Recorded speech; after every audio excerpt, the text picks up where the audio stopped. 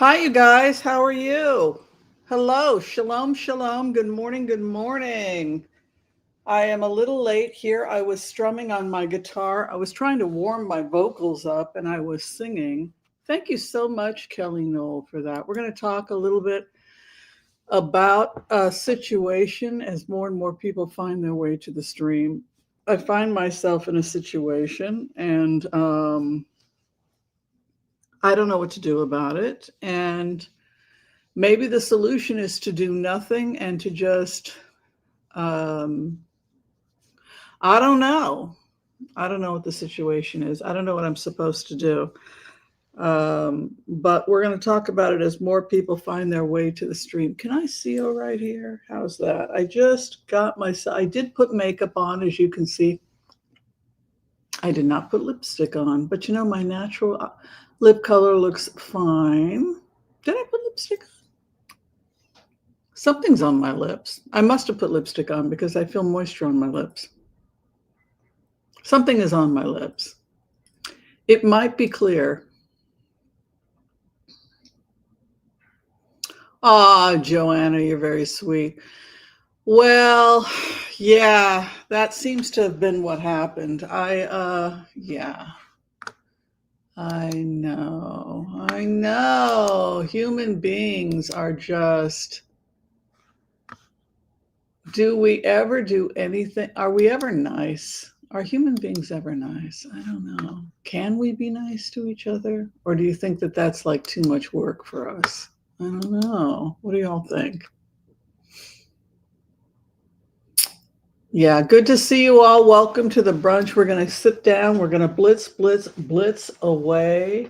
I am so glad you are here. We have a lot to talk about. A lot of people are talking about Donald Trump's health. As many of you know, he is not doing well. Um, he's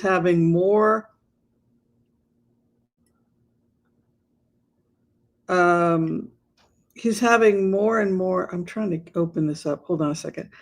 He's having more challenges, yes, with his cognitive decline. So, what are you guys thinking about that? Do you think that it's not much longer for Donald Trump? Can he continue being the president of the United States if he doesn't know where the Oval Office is? That's the question we have to ask ourselves, right? Does this guy know where the Oval Office is? If he doesn't know where the Oval Office is, if he's required to come in and see a doctor to get approval before he undergoes a major flight, that's a problem. And it says what? What does it say to all of us that have been paying attention?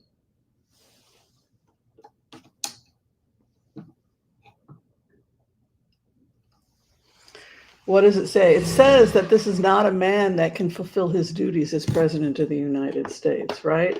Now, if you think Trump is great and you love his tariffs and you love his policies, then you're going to be in denial for a really, really long time. You're not going to want to accept the fact that Donald Trump has finished as president because you may have been one of the people that bought into the belief that he was never going to get sick, he was never going to die, that he was invincible, that he was like a god, that he was all powerful, that he never needed to sleep, that he was a superman, that he was not going to succumb to the same health problems as the rest of us. That was the narrative. They made him a god and they created praise singers. And if you look at this is an old idea. You look at the Greeks, you look at the Romans, they had praise singers. You look at the writings of Homer, right? So what was Homer's job when he was writing about Odysseus? There were people who were in positions of power like Odysseus, and they wanted to be famous and they wanted to be praised throughout the land. And so what people in positions of power would do is they would hire praise singers, people that would pray, "You are so great, here, hail the great Odysseus. He destroyed the Trojan horse, and like he liberated the people, blah blah blah blah blah blah." So that was a job. They would also hire mourners to go through the streets wailing when somebody in a position of power would die, and then the mourners would have to line up after the procession and then get their payment for grieving the powerful person who had died. So it was this idea that you had to publicly demonstrate the greatness of this individual and then you would be paid. So that goes back to famous people like Elon Musk, for example. He has a lot of praise singers. So he has spent a tremendous amount of money on trying to look like Odysseus, right? So we think about Odysseus as the great knight, bravely goes Sir Robin, right? You ever watch, what is it, Monty Python? You guys ever watch Monty Python? But it makes fun of praise singers, you know, like when Sir Robin ran away to get away from the rabbit, right? Bravely goes Sir Robin, he ran away, you know, making fun of this idea of praise singers. But that's kind of what we see also with Trump is we see these praise singers coming around. And the problem with praise singers is that it is their job to make the other person look as great as possible. And so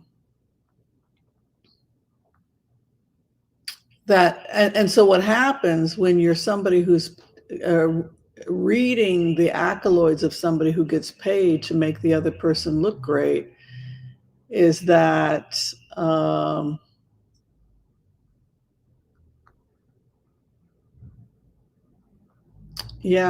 is that you start to believe the praise singers.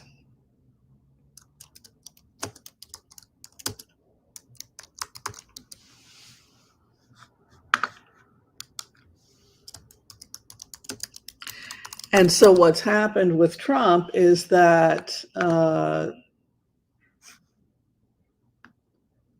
people don't accept this idea that he is going to not be around much longer. So here would be an example of using, I was looking for a couple of images I could use to get you guys to understand this concept and power and danger of praise singing. And here is straight from Elon Musk. This is an image he put up August 9th. This is like an alternate view of himself, right? So he perceives of himself forever young. This is something that praise singers will do, is they'll try to depict themselves as forever young, fighting for something greater than themselves. That's a common theme you'll see from the praise singers.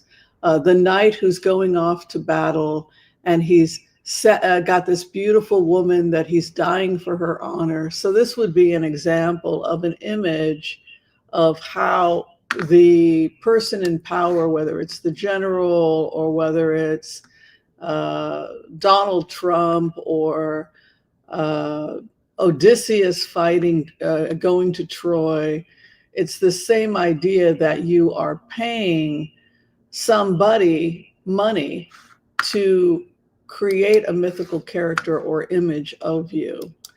And that is precisely what is happening. And so what happens in the midst of all myth building,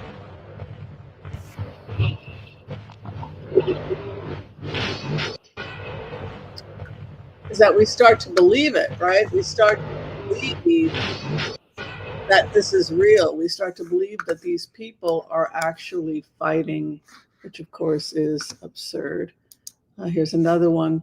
See, if Musk praise singers aren't getting a hint about how he wants to see himself, he's giving hints to his people. That's exactly how, you know, to boldly go where no man has gone before. The honest.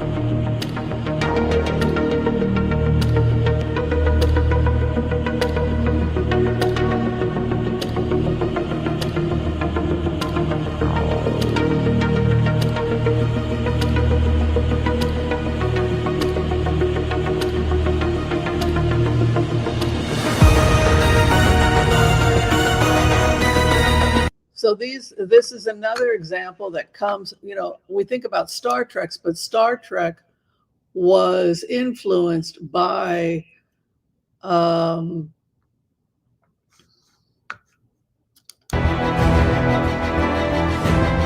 Star Trek and Captain Kirk, Tiberius, right, was based on Solomon and based on Odysseus. And they are going out to find brave new worlds and to conquer and create new kingdoms. And this is basically the old imagery of the praise singer. The truth of the matter is these are just a bunch of burnt out old men on drugs. I'm sorry. Stealing other people's ideas. We'll get into that later in the show. Usually women, but that's a whole. She's going to be some old lady that has no respect, who's crazy, and he gets to go off and be remembered by the praise singers. Look at that. Isn't that comfortable? Look at that comfortable outfit. Iron Man, right? There's another image we can draw on, is this idea of Iron Man, or this idea of the invincible man, Emperor Cicius Maximus, right? This is another alternate identity that he has created for himself. It's rather comical to see grown men who. So, what are we learning here? We're learning, well, he looks to be about 12 years old in the middle of puberty, right? So that, I'm sorry, but emotionally, it also depicts this idea of of this person as greater than or godlike. It goes back to this Greek idea of humans being gods, right?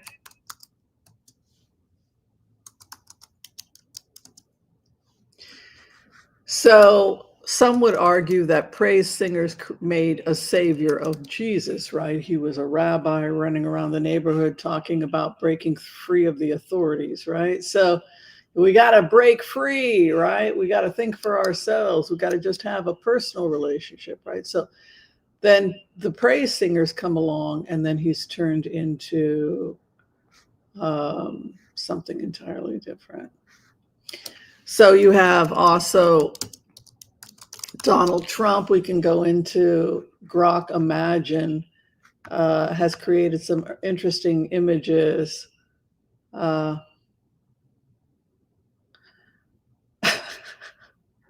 having a lot of fun with this because it's giving me a window into, you know who also used to do this a lot, have this kind of fantasy going on? Stalin. Stalin. This is how Stalin, this is another one from Elon. Look at that. I didn't mean to starve those children to death in Africa. I'm really a nice guy who's here to protect you, right? Yes, look at that fantasy. Look at all that. Look at the table. Look at the debauchery. Oh my goodness. Did she cook that? Who cooked that? That's all I want to know is who cooked it and who's doing the dishes. That's all I care. Oh, there he is with Grimes. That's Grimes. That's Grimes' fantasy. He's going through all of his ex-girlfriends. There they are. Okay, there's his first wife. Actually, that looked a little bit like that could have been, what's her name? Oh, he's got a brunette in there. That's his second wife. That looks like his second wife. We gotta keep. Oh my God, this is so much fun. I'm looking for some of Trump. The ones of Trump I know you've seen.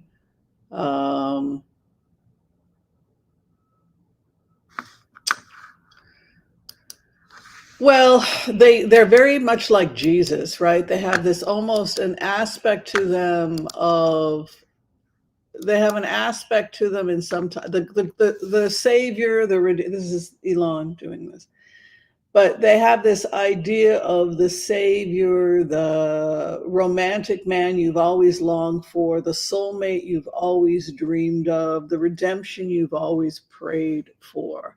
That is the purpose of the praise singer. God bless Donald Trump. So I don't know what they've got going on here. I'm looking for some of the special effects they have with Trump. Yeah, there we go. There we go. There we go. All the Muslims will become Christians. Yes.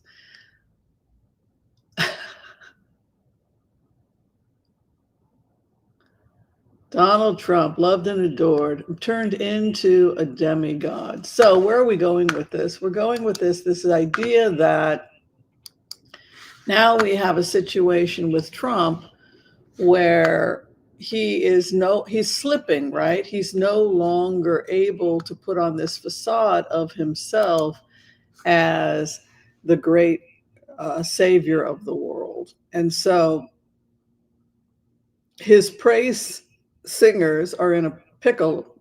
It's a bit of a problem for his praise singers, right? The sycophants around him, the people around him whose job it is to talk about how amazing he is and how wonderful it is. Do you think that they have gotten so wrapped up in the idea that they have to inflate Donald Trump that they have forgotten what their original purpose of being in DC is?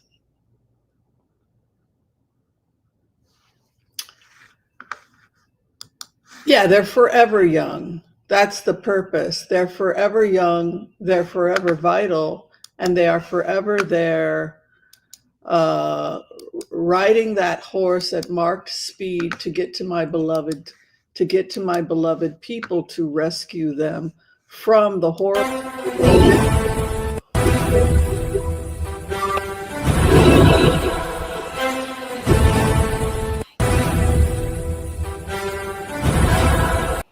No, you're not feeling it. You're not feeling it. You're not feeling that whole praise singer vibe from these people. You don't think that they can save you?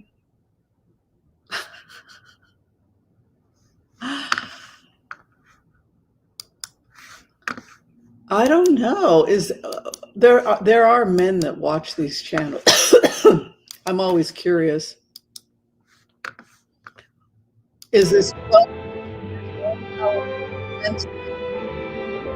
how old emotionally is this person? He's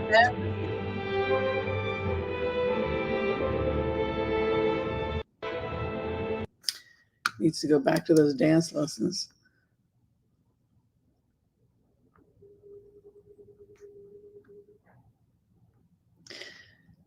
Oh, I have fun with it, but I took I took classic literature in college, and part of what I learned it was an amazing course taught by an amazing teacher. Um, but he went into detail about how poets, this is how they would feed themselves, is that wealthy people would say, write me a poem in praise of write a poem in praise of my granddaughter, write a poem in praise of, and they would have to write these, Jonathan Swift, right? These authors who part of how they made a living was by being sycophants and by praising the other, praising the person who was in positions of power. And that praising is something that goes back to ancient times. It goes back to this idea of the Greeks and the Romans and the praise singers. Mm-hmm. Okay, does anybody want to talk about that? Do you think that the praise singers are in trouble right now, that Donald Trump doesn't know where the White House is?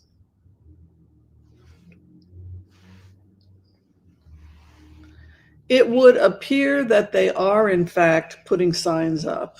And the only reason to put those signs up is if you have workers there that don't know where things are and they're doing renovation in the White House, you might have to do that. You might have to put large signs up. Don't go in here. This is the Oval Office. Stick to the areas you're supposed to be fixing the electronics or something like that. That might be a reason for you to do that. Right. So we want to always consider what the possibilities are. Why did they put signs up? Well, there's a lot of renovation happening right now. Could it be that the signs are being put up? Here is where the Oval Office is. Here is where this is, not for a senile old man, but because they've got workers running around all over the place because they've just broken into they've smashed half the building, right? The east, but that doesn't make sense because why would they be near the Oval Office?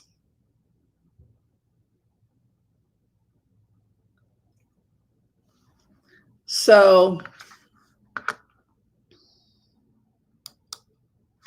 I don't know, you guys. I'm merely a student of life like you, right? And so I do know about the function of a praise singer and the purpose. If you go all the way back to the Greeks and the Greek origins of the praise singer was to make the hymn bigger than life. Here's Valley Forge, it's retaking of Valley Forge, right? So the same thing was done. The Greeks heavily influenced the creation of the early United States. They had created a Greek bust of uh, George Washington, right? Valley Forge, it was this idea of, again, this Odysseus like imagery of the man in a position of power who is greater than anybody else.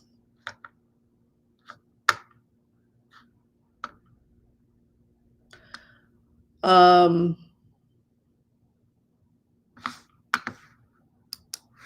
do I think it's going to end? Well, it depends on how powerful the praise singers are. Everybody eventually dies. They have to drink the hemlock, or something's going to happen that's going to take that person out. And they're no longer going to be able to. He looks almost like Kim Jong-un there in the face, but like a white version of Kim Jong-un, right? That is really the problem that we face right now. If you're looking about reaching the peak or the abyss of the propaganda, right, where you've reached a point now with the praise singers that what do you do when the person you've been praising literally cannot walk a straight line, form a logical sentence? And what happens to the praise singers? Well, they could double down, which is what we're seeing in the White House press briefings, right? They're doubling down and talking about how unbelievably healthy he is and how he is fulfilling this legacy of being the next. Saving the country. Thank you for saving the country. Yes, God bless the praise singers. God bless the praise singers.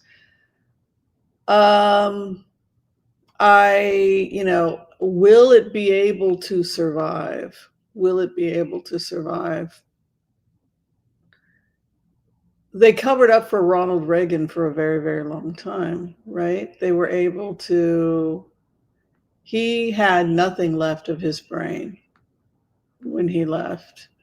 Within a very short amount of time, they were showing him pictures of the White House, and he had no idea. All he knew was that it was an important place and it might have had something to do with him. And that was all that was left of his brain within a year or two after he had left the White House. And yet they were still able, the praise singers were still able to make him look like the greatest president that ever was.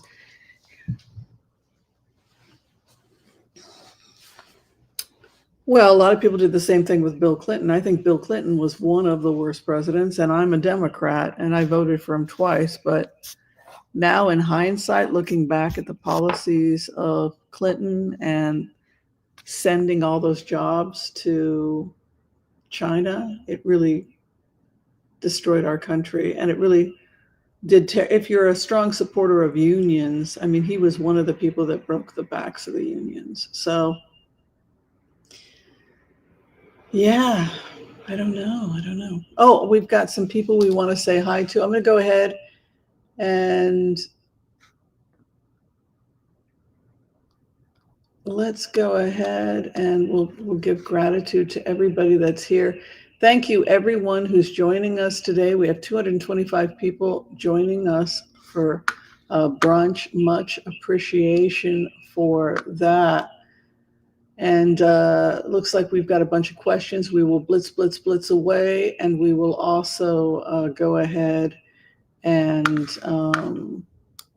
give you guys a personal reading as well, which I know you guys are going to want to have.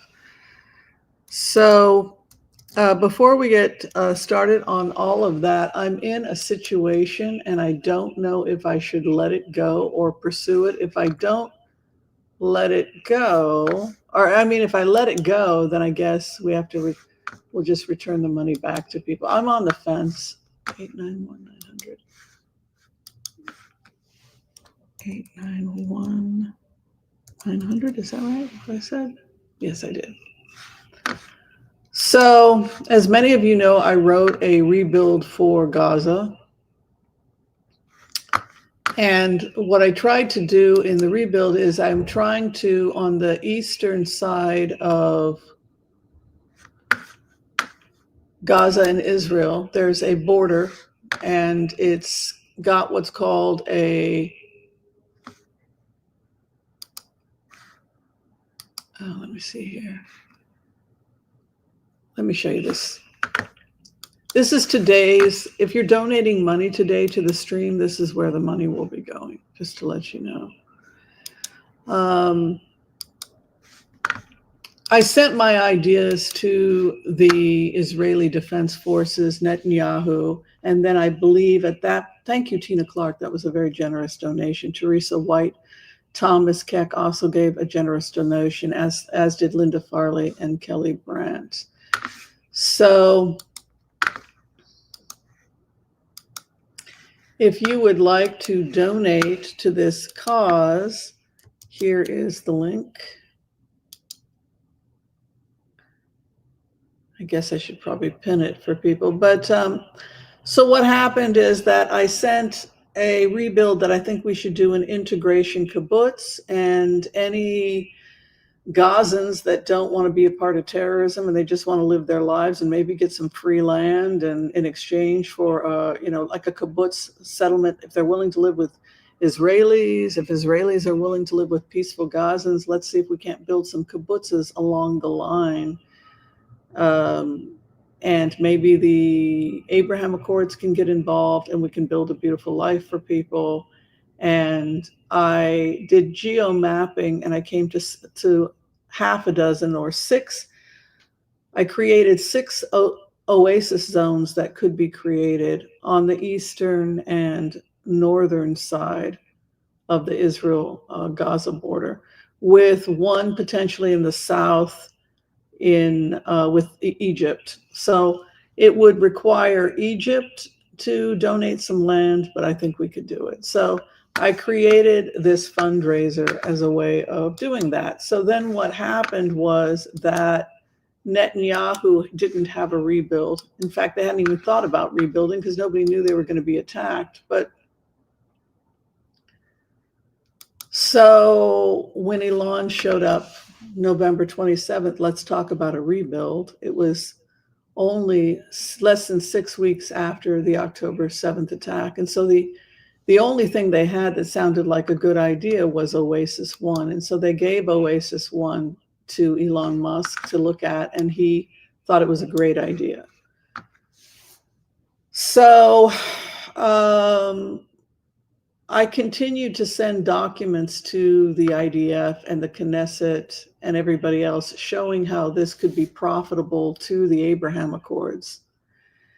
And I never heard back, but I kept checking the news. And what I found was that they had adopted, I've also put it through Grok analysis. I did a digital analysis. And in addition to a digital analysis, I was watching the news to try and find out, is this real? Am I just getting caught in the noise? Are people actually taking me seriously? And what I found out in the investigation was that they had adopted 92% of my proposals. One of the main proposals for rebuilding the Gaza Strip that U.S. President Donald Trump's administration has presented to potential Gulf donor countries envisions the construction of roughly half a dozen residential regions on the eastern half of the Strip, which is currently under Israeli control. 2 Arab diplomats familiar with the matter told the Times of Israel. The diplomats said that the new Gaza is the term frequently used by the U.S. officials to describe the project that will take place on the eastern side of the Yellow Line. the newly created boundary to which the IDF withdrew October 10th at the start of the Gaza ceasefire agreement between Israel and Hamas. The partial withdrawal left Israel in control of roughly 53% of Gaza, but the Trump's plan for ending the war envisions the IDF gradually withdrawing to the other side of Gaza border and leaving the strip altogether. However, that withdrawal is linked to the success of a still to be established international stabilization force.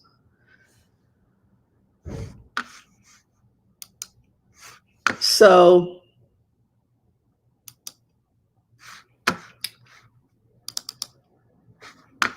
that is the news released November 2nd.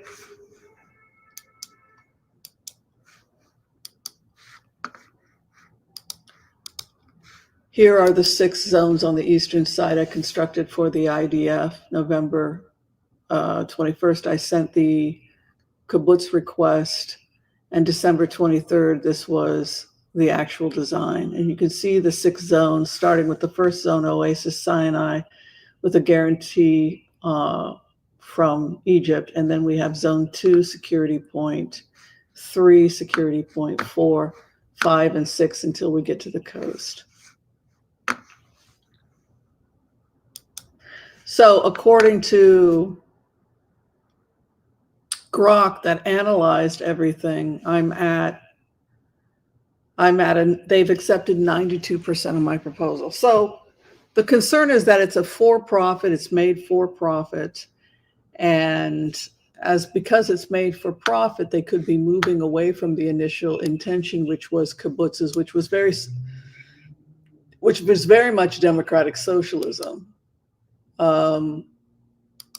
And my concern here is, this is the fund me if you guys want to fund it. I don't know how to pin it though. Oh, I think I have to go somewhere else to pin it. I don't know if I'm going to sue or just let it go. If I let it go, excuse me, what will they turn it into? According to Grok, my lawsuit is worth $25 million, but they'll probably talk it down to about $1 million. But that's my retirement, right? So if you would like to donate today, if you'd like to be a part of the lawsuit, it also pays for the patents to protect the intellectual property. Right now, I've applied to patent, which cost me $1,200 with the attorney. And then I applied for an Israeli patent, which I was out another $2,300.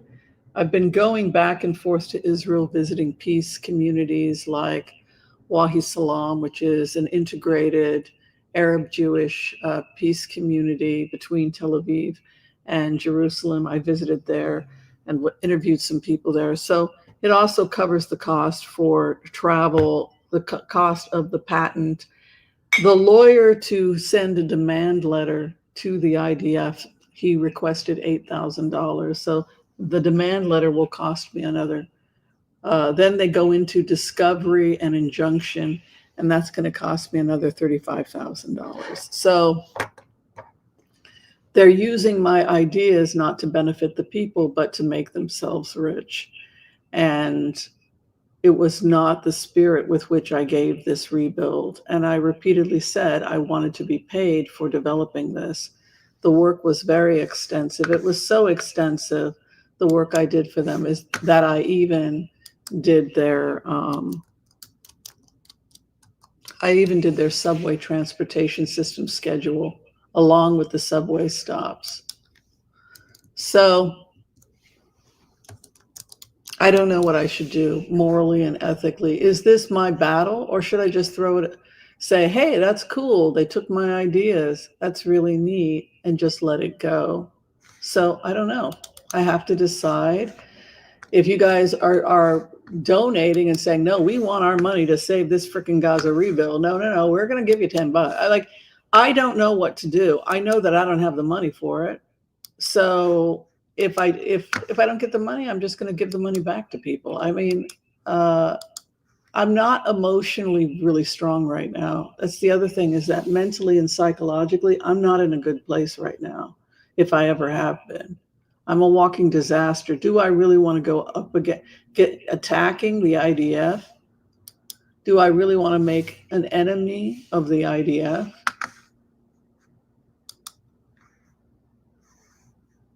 I don't think so. I do. I'm not an enemy of the IDF. I'm not an anti-Israel person. I'm not a fan of Netanyahu's. But this is not. I don't want this. Is what I'm saying. I don't want to do this. I don't want to do this. This is it, you guys. This is the final draft for the subway. I did that. Ain't that cool? I did that. Maybe that's enough. Maybe it's enough to say, wow, Whimsy built a subway system. Whimsy built part of the foundation of the Abraham Accords. No one's ever going to know, except for a couple of weird people that watch this channel. You're never going to know. You're never going to know. But wow, what a cool thing to have been a part of. Here's the route. Everything's been timed using computers. The speed of your transportation will be 25 miles an hour to, that's average for city light rail. Dwelling time will be 2 minutes to load. There will be 4 stops. Rafa, 6 a.m. Get on that Rafa subway, and you'll be at the beach by 7:10 in the morning if you have a job working at the hotels on the beach. Yeah. Your train comes every 30 minutes. I worked it out from 6 to 9:30 p.m. The stair routes, and then it joins with the stair route subway hub system. This was my life's work, to be honest with you guys. And then when I was able to work with the computers, now you'll see we'll be able to join with Jordan and Saudi Arabia, the Abraham Accords. I was able to do it so that all the Abraham Accords, you'd be able to transfer to from light rail to subways that would get you to various different. So you could theoretically, without any blocks, travel from the Middle East to Europe, even with your car if you wanted to, if Elon puts in his transportation system, which he plans on doing in Zone 4. I found out that Elon chose Zone 4, which makes sense because Zone 4 is the tech hub. And you have the 5 billion max to steer subway. And then I found out that, in fact, Zone 4 is now claimed by Elon. I want Zone 4. I'm paying for Zone 4. So they stayed pretty close to my vision. Yeah. I don't know. Maybe I should just let it go. You win. The biggest psychopath wins. I'm exhausted. They didn't give me $1. They didn't give me years of work. You know how long it takes to build something like that, even with computers? One person. Not $1. Not a thank you. And they lied. Netanyahu lied. I commissioned this. You didn't commission me. You didn't even give me a freaking cough drop. It was completely uncommissioned. I did it entirely on my own. I was driven to send it to Israel because I didn't want October 7th to ever happen again. That's the real story. And you got stuck with egg on your face. You had nothing to give Elon Musk because you had no plan, because rightly so, you didn't think we were going to be attacked on October 7th. We had no plan for a rebuild. We didn't think we were going to be in Gaza. So you pulled a rabbit out of your hat and you used my rebuild to do it so that you would save face with Elon Musk. And so you grabbed whatever was on the desk, and what was on the desk was a 2-page rebuild plan, which was my rebuild plan. That's what really happened, Mr. Netanyahu. And then to cover up your embarrassment, you said that you commissioned the study and then you called it your plan. I have no relationship with you, sir.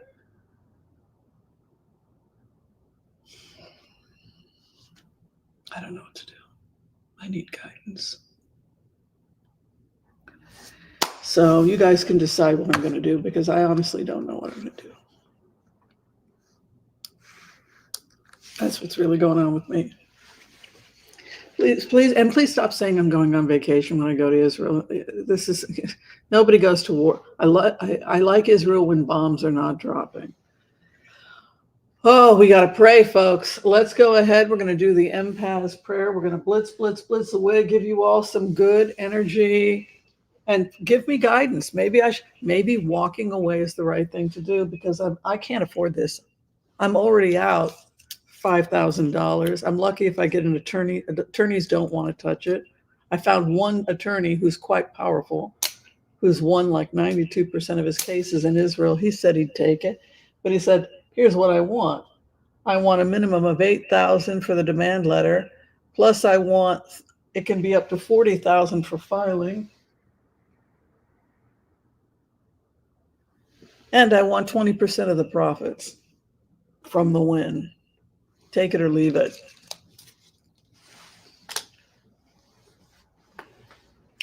That's the offer on the table.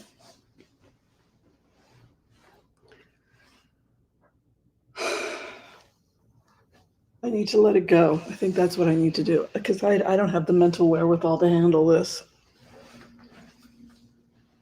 I'm naive. I thought they would thank me and then say, you know what? We're going to give you $50,000 for your research hours at $25 an hour. So I wrote Tony Blair and told Tony Blair what was going on. Let that sink in, people. Let that sink in. I contacted Tony Blair and told Tony Blair everything. What do you think Tony Blair did?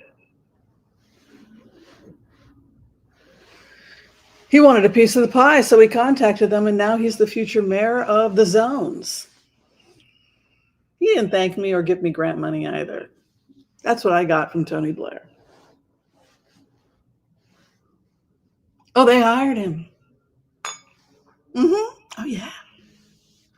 Mm-hmm. Mr. Tony Blair. I was looking for somebody who was involved in peace, so I did a bunch of grant contacts, what are known as grant contacts, where you contact people that are going to fund your research. So I did the, I wrote grants. So one of the people I contacted, because he has a piece in the Middle East studies, I learned a lot from this experience. I learned that a lot of people don't want to get to peace, because if they get to peace, then they're not going to have a job. So they need to keep the fighting going. I learned that from this experience, that if you say, I have a solution, we'll just build kibbutzes, and anybody that's nonviolent, that's willing to play by the rules, can come, and you can, get citizenship and visa, and you can basically live between the countries as an equal, and we can share the land. Here's the solution.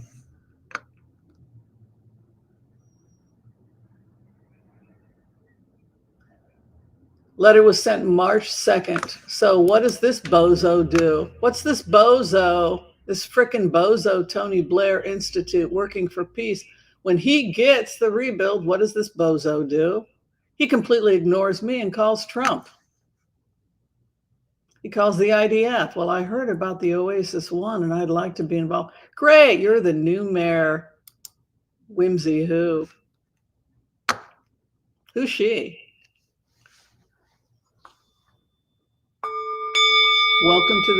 Welcome to the big pool, kid. Hope you don't get eaten by the sharks. That's the real world. I know.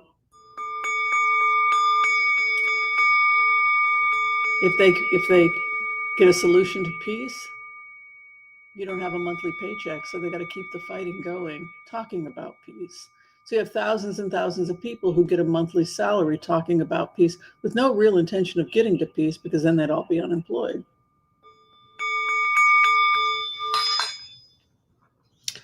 All right, let's bring it in.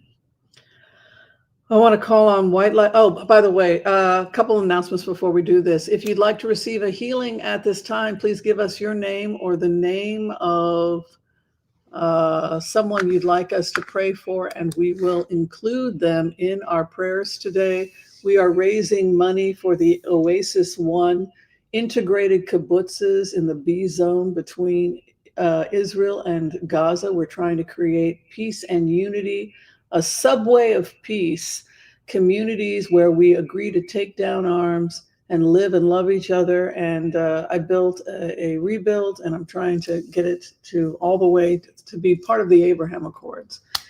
So that is what we're raising money for today. If you'd like to contribute, please go ahead and contribute. The link is on the top of the page. If I decide not to do it, your money will be returned to you. Anything else I need to say? Oh, yes, we have a book of the month. We have a brand new book of the month. Dreams Need Feet to Walk On. Dreams Need Feet to Walk On. I'm excited about this. I knew that, excuse me, I knew this was the kind of a book that Chuck Dransfield would like. A collection of stories. I took some of the memoirs and compressed them into words and made glimpses of my life, little sparks of light. Grandma never lacked for dreams. She just didn't figure that dreams needed feet to walk on. Only then can they step into your life and come true. So it's about she's a character actress, and she was in Hollywood, and she talks about some of the cool stuff, the neat people she meets, who her mentors are, the people she got to work with. I just think it's so cool being an actor. I don't think it's my calling. I think a little bit of entertainment, like I like to sing, but she looks a little bit like that actress. I can't remember her name off the top of my head. Shirley MacLaine. Yeah. So yeah, I think she looks a little bit like Shirley MacLaine, doesn't she? Anyway, she also, here she is with Alan Alda. Isn't that cool?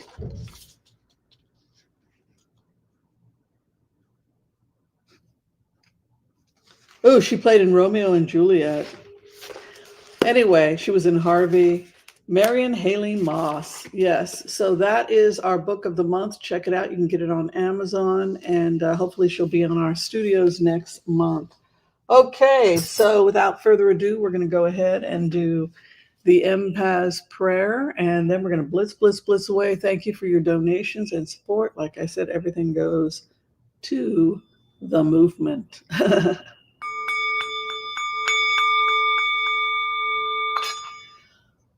Okay. I want to call on white light protection for myself and this community as we ask permission from Spirit to access the Akashic records. We call on our spirit guides and our good angels to be with us.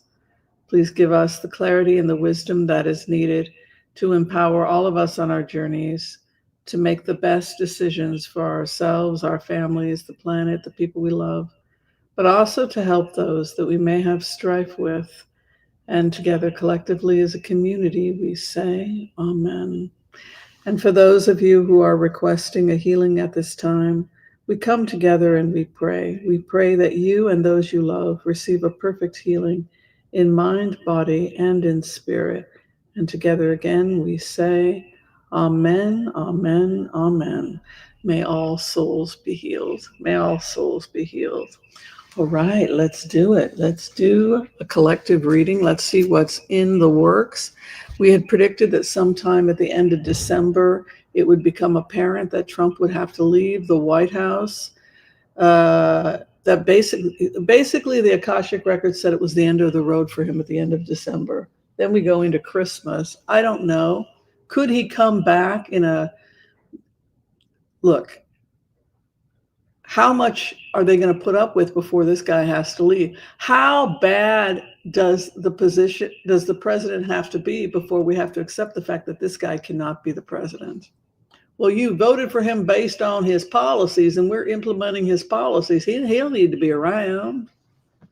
Well, he don't need to be there. He can go play golf. This is about the policies. You voted for the policy, not the man. We don't need him. He's just a figurehead. Just smile at the cameras and give speech. Half the time, he don't know what he's saying. Right? Is that what we're looking at? Or is that not going to be enough for the American people?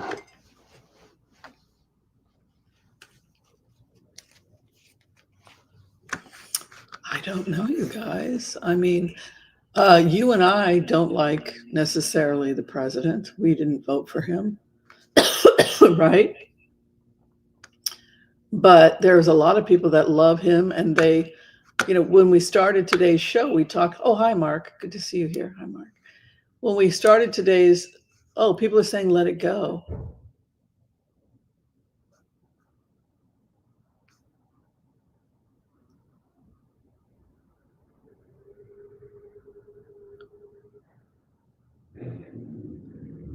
So some people are saying, let it go.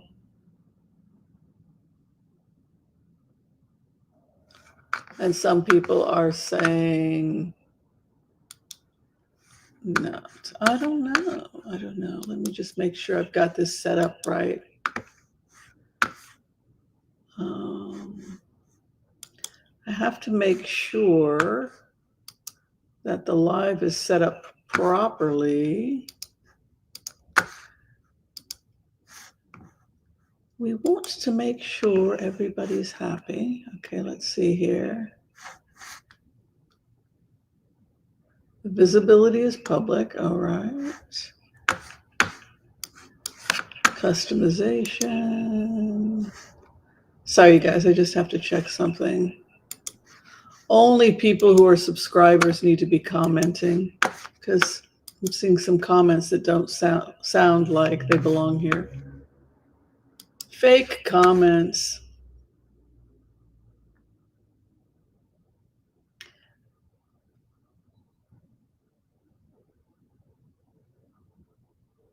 So you guys are saying I should not bother to sue?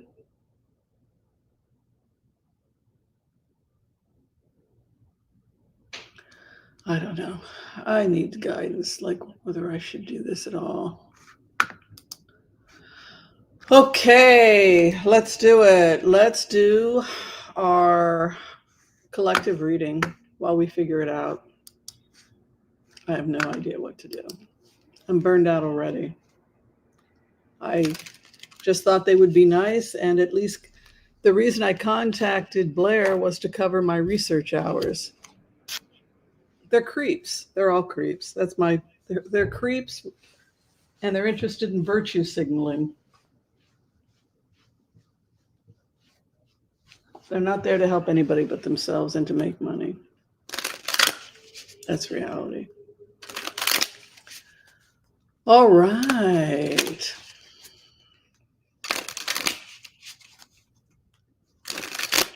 What is the future this week? What do we all need to know this week? This is our collective reading for the week. Thank you, everyone, for being here. Thank you for your love and your support. Let's do this thing.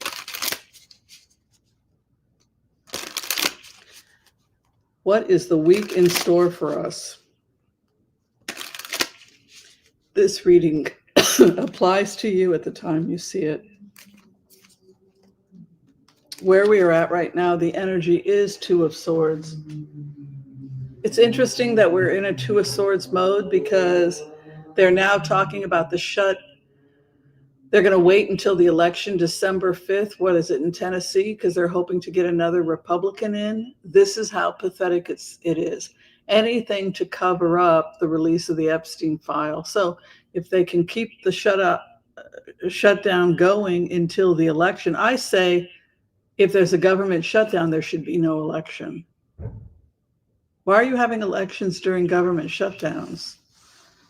First, I mean, isn't that kind of weird? But anyway, We did just have an election. It went well for us. Now Johnson wants to wait until another Republican can be seated to stop the release of the Epstein files. This is how low your life has sunk, Mr. Johnson. You're actually frantically doing what you can to make sure nobody finds out that Trump hung out with a pedophile and participated in horrible crimes against children. But Two of Swords is a rigid stance. It could be that nobody's communicating. It could be that nobody agrees. It's not a good place to be at. We're not talking with the Two of Swords. We're not communicating. The Karma card is mastery. So if there's no communication going on, if nothing like that is happening, then the only thing you can do is begin to focus on yourself, focus on developing yourself, focus at working on yourself, your own career. If you cannot rely on the American government to give you money right now. You can't rely on SNAP. You can't, we don't know how long this is going to go for with the Two of Swords.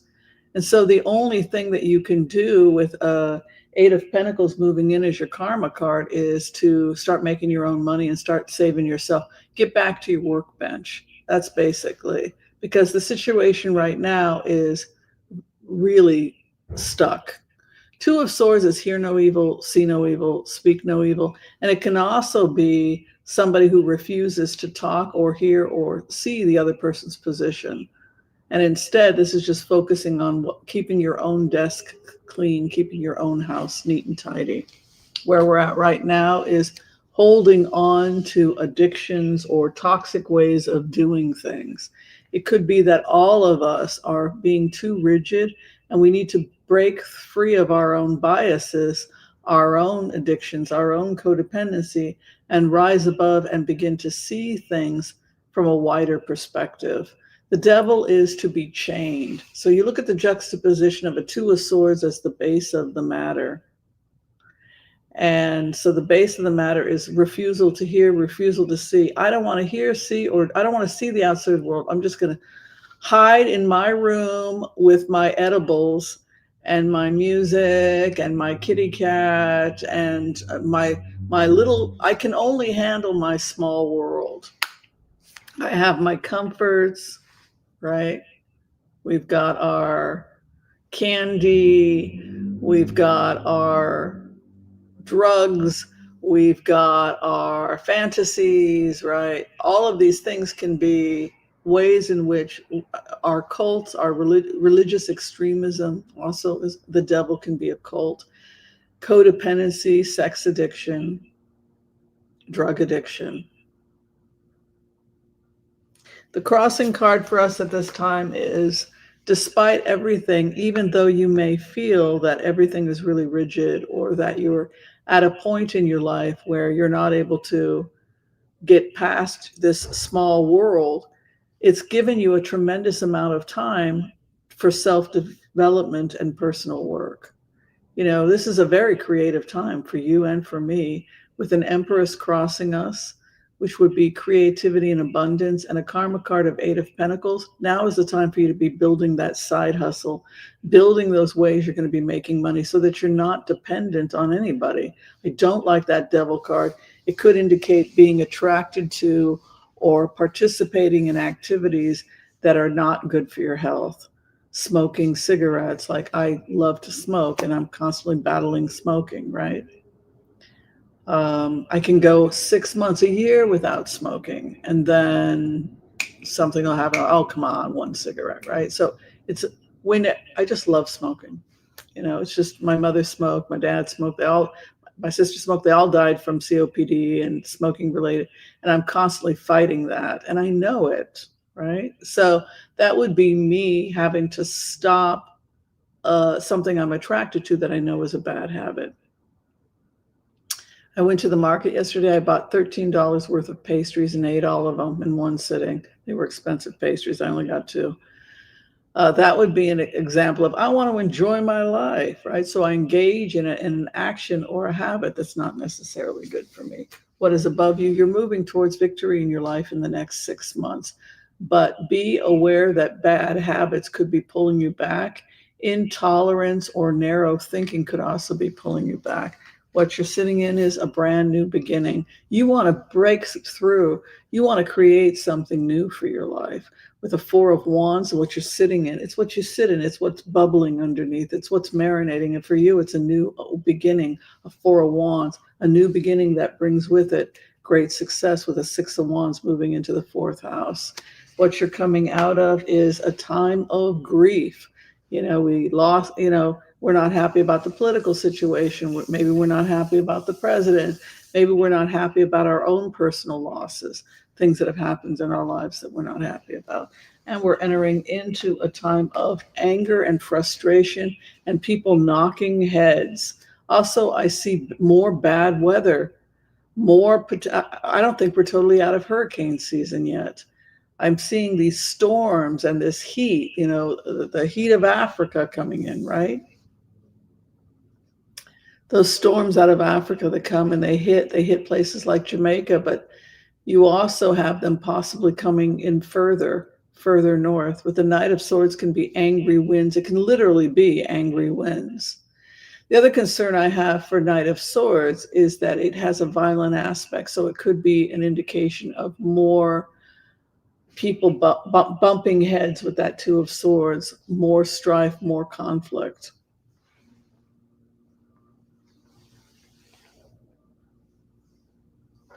Move this over a bit. Where we are at right now is, again, it's this firm kind of intolerance that you get. That's kind of got me a little concerned here because the King of Swords is the Ice King. And to have an Ice King coming out with that Two of Swords, again, that's not necessarily a good thing because it could indicate an ice cold intolerance again, or a refusal to cooperate. And then you've got this angry Knight of Swords where we're actually butting heads with each other and fighting. This is fear.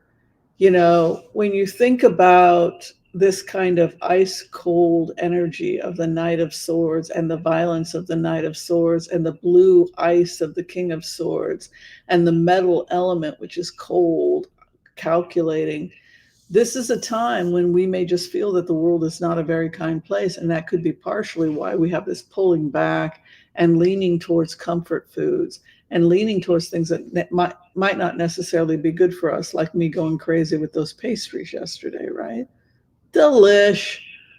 But we are also in this state of the King of Swords. So that could be, I can't help anybody. I can't even help myself right now. Leave me alone. It's when you're feeling like you have nothing to give, you're going to just take care of yourself right now with the King of Swords.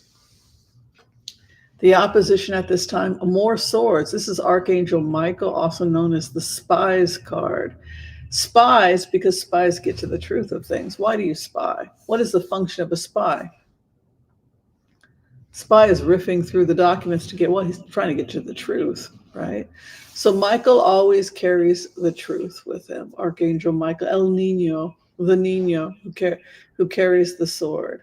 It's an aspect of Michael of truth. Each, Knight of Swords is Michael in battle. It's the bull in the china shop. But Page of Swords, the opposition, there is some truth that we do not want to give our opponent. And so this is what you see in politics between Republicans and Democrats, or Israel and Palestine and Gaza, is everybody is saying stuff that has some truth to it, and everybody is saying stuff that they know is not entirely true. So both sides, anytime you're rigorous Two of Swords, it's because you don't want to necessarily hear the truth of what the other person is saying.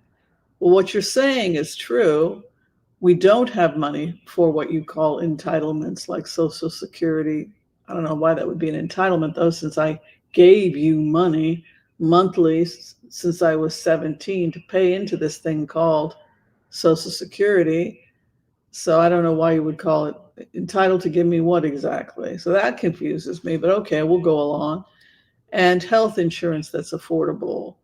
But the basic argument is that we don't have the money. Well, maybe if the wealthy would stop taking their money overseas, hiding their money, refusing to pay taxes, if there was more equality in taxes. So with Archangel Michael, everybody's hearing truths, but it's not, if it's a truth that's inconvenient, if it's a truth that doesn't work for you, you might reject that truth. The hope and fear is compromise. I don't want to give up my values and ethics. I don't want to shake hands with Marjorie Taylor Greene. I remember what she said about Jewish lasers, right? So you may be in that situation where you don't want to reach across the aisle because you don't like what they're saying, or you feel that they're twisting the truth. Well, we feel that you're twisting the truth, right? So you have this back and forth, which is preventing community or the healing of the Two of Cups. Somebody is going to have to give up the fight. It's either they win or you win. That's kind of how we have to think about it. So who is going to surrender?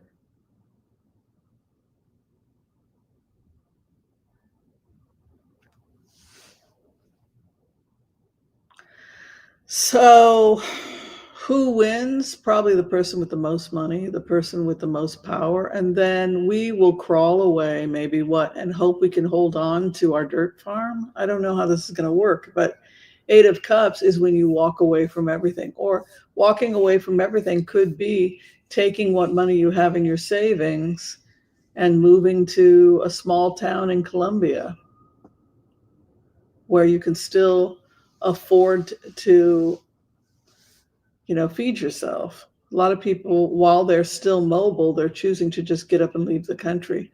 But there is a huge shift of people that don't want to fight anymore that are choosing to leave the battle. Would I be happier in, northern Japan? Maybe that's where Whimsy needs to go. You're all crazy. You're all crazy. I don't want to be part of this whole rebuild of Gaza. You win. Take my ideas and prostitute them. I don't care. Give Zone 4 to Elon Musk. He wants it, give it to him. I don't care. I'm out. You won. There you go. You won. Yay. You screwed me over. You took all my brilliant ideas and turned them into 6 worker camps? You won. Yeah, we saw what you did. Yeah, good for you. You win. It could be that we just I'm a nice person. I can't do this. Where the clarification is power. What are you willing to fight for, and what are you willing to give up on? That's what you have to ask yourself. Are you willing to stay and fight?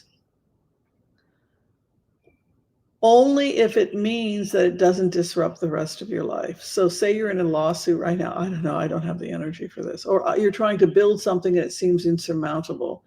The advice from Gaia is to be consistent and to not have it rule your life. If you want to fight this fight, fight this fight. But make sure it's not costing you your mental health in the process. Your opposition is judgment, fear of judgment, fear of rejection, fear of not fitting in with your community, fear of being ostracized, fear that you won't be popular, fear that you're not virtue signaling enough, right? King of Cups, the great mediator, and the final outcome for you is that you will draw strength from your spiritual beliefs. Whatever is happening with you, be consistent in your spiritual beliefs and in your spiritual actions. So if you are a nice Catholic person, make sure you're doing the rosary consistently. Make sure you're really committed to your spiritual strength. It's interesting that weakness, temptation, false belief systems is what you started with. You have tremendous potential, tremendous creative potential. But this tension between all of us and this. I see it here. You know, people attacked me for building a rebuild of Gaza. I don't know why you'd attack somebody over something like that, but I get bizarre comments all the time, so you just have to ignore it. But the point here is that if you turn your attention towards your spiritual life, taking care of yourself physically, mentally, and spiritually, it will give you the strength to fight your battles. But arguing with people that refuse to listen is a waste of your time. It's just going to burn you out. They don't, that's right, they're not listening and they don't care. So if somebody is presenting with you the Two of Swords, leave and just go back to your workbench and take care of your spiritual health and your physical health and continue your work. But you may have to go around people that are opposed to you. For example, if we have a problem with what's happening in this country, we can all build kibbutzes. We can take an area of land anywhere. Say we buy, you can get say we buy an acre of land. How many 500 square cottages can fit on an acre of land? And with some joint farming. And then build it yourself. So then you would have a commune of 4 people on an acre of land. Everybody gets 1/4. You could and then it manufactures something to cover the cost, right? Soap making or something like that. You come up with something that's going to help cover the cost so that the people can live there. This idea of intentional communities where we all come up with a little bit of money and then we all raise money to buy the land. It's one way that you could just check out. And if people are willing to live by your rules, depending on what they are, but I think the future is intentional communities. Go back to your spiritual beliefs and your ethics, because these spiritual communities have tremendous power. They have tremendous power, and you could change the world from within simply by building communities of intention. And when we prove that they work, that is when the world follows. So we have to build things that will work. 8 of Pentacles, build systems that are sustainable, build communities that are sustainable, and then prove to the world that it can work. But we cannot rely on others. Not in this kind of environment where there's just so much tension. We can't expect this government to be on our side because unfortunately the government has proven that it's not on our side. All right, that is your reading. I hope it gave you some clarity.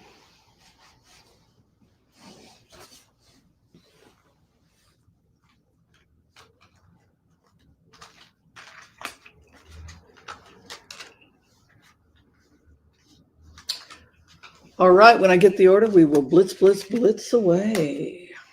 Blitz, blitz, blitzing away.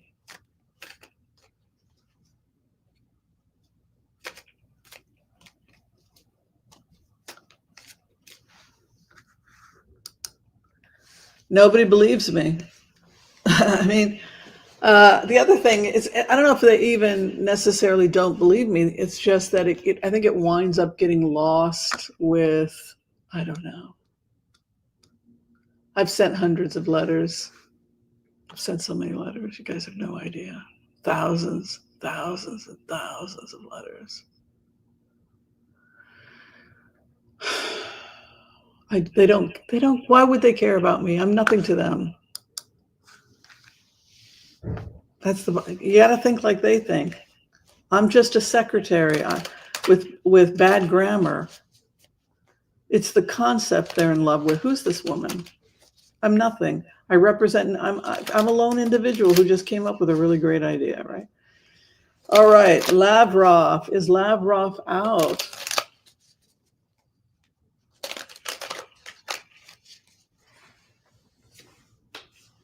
In the grave, 4 of Swords, inactivity. His karma, it's come to an end for Lavrov. Hopes and fears the man in power. The final outcome, Going to God, going to the church, probably yes. I would say Lavrov is most likely out. Well, that was fun. It was fun when we knew him. He was so confident. I knew he was going to be out.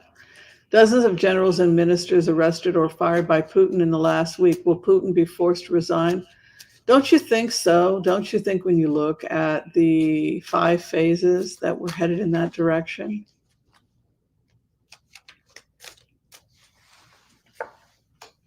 Chariot, there's a movement here, like a war or a movement. The opposition is the courts. The courts are too weak to fight Putin. Hopes and fears a thief. A heavy load lay ahead. People returning back to the villages. I'm seeing broken, destroyed villages and people returning back to rebuild.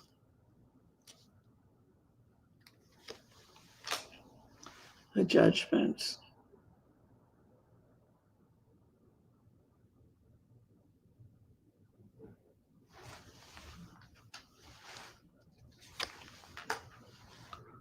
There's somebody like an army man or somebody who's building up strength against him that wants to go up against Putin.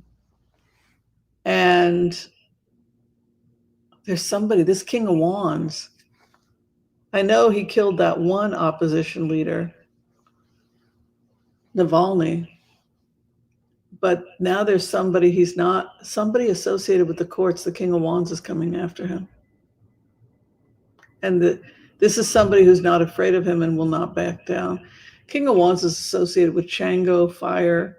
He won't break down. He won't end my way or the highway. He won't stop it. So I would say with these cards that it's very likely that opposition is happening with Putin and it will not go well.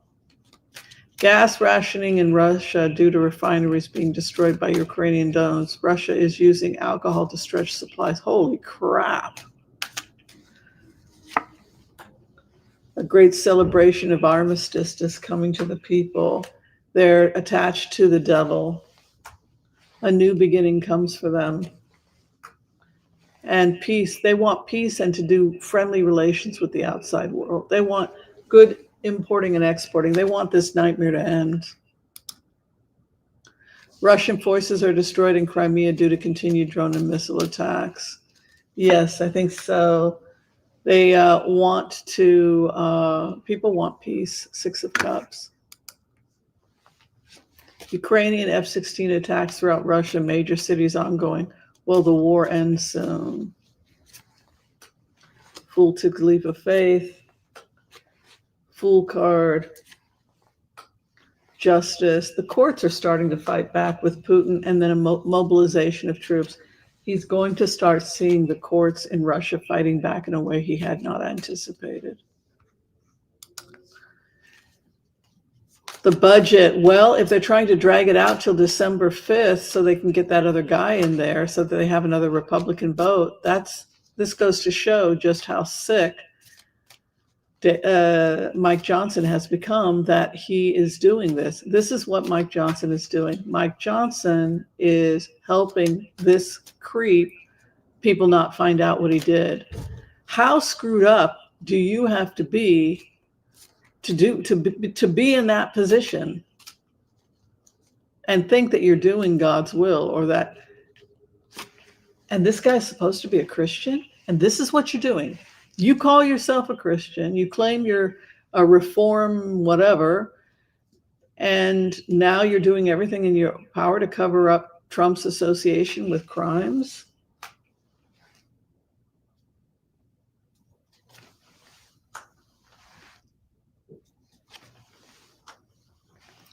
A budget will be reached.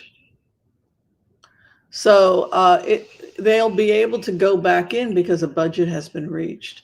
A budget has been reached. 7 of Pentacles and 9 of Cups. Death and transformation to the opposition.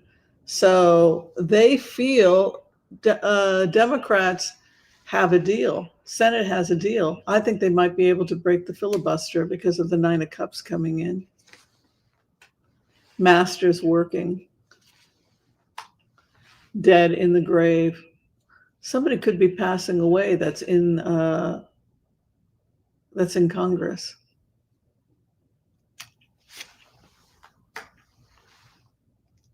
When you get a Four of Swords and death together, it can often be a passing. Good stars. They have a budget. Senate has reached a consensus on the budget. Senate is moving away from Donald Trump, and eventually they will push him to resign because they will get to a point of being able to expel him. That's where we're headed.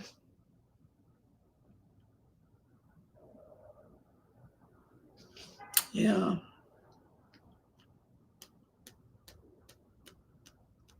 Masters came in, Eight of Pentacles. Opposition, physical death. That's weird. So if a Republican passes, then that's going to really screw Johnson up. Then that's going to be even worse for Johnson. Will Democrats be invited to the White House to negotiate a budget deal? Let's take a look. Good to see you all here. Thanks for being here. Much love and appreciation to all of you. If you could like, share, and subscribe, we are blitzing away. A blitz is a 4-card reading. It's quick. It helps us get to everybody's questions. And I'm glad you're here. And our fundraiser is the rebuild of Gaza, the Oasis One. We're fighting to make sure that the powers that be honor the original design and not take my data and turn it into a for-profit God knows what. If you want to participate, the information is pinned. Thank you for your donations.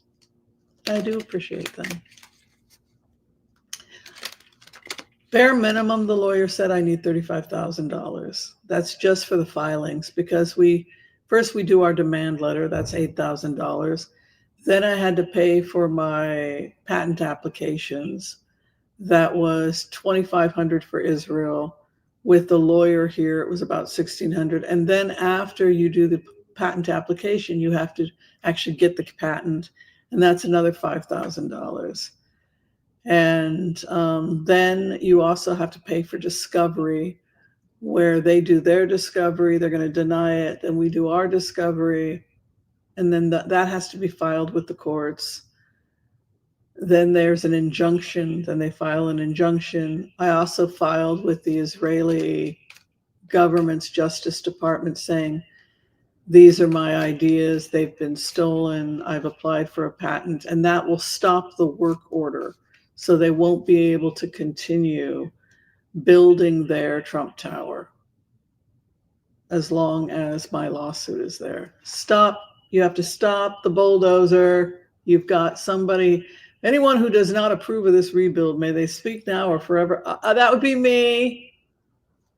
I speak. So then they will have to do a defense and to show that they didn't use my ideas, which of course they did. And then they have to determine if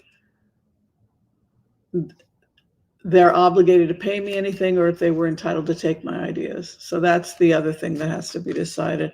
And then we'll probably settle out of court, or they'll just exhaust me financially and I won't be able to continue the fight because I'll just run out of money. So I am also looking for financing. There are certain companies for 20% will give you $50,000, that sort of thing.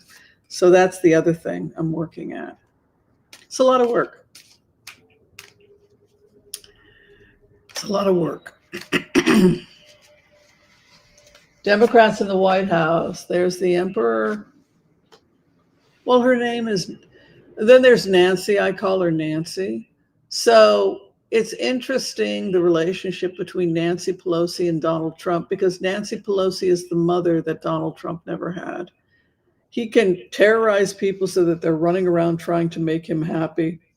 But he's never had anybody who's not intimidated, who treats him like a 5th grade teacher, which is exactly what he needs, and says, okay, the recess is over. Everyone take your seats now.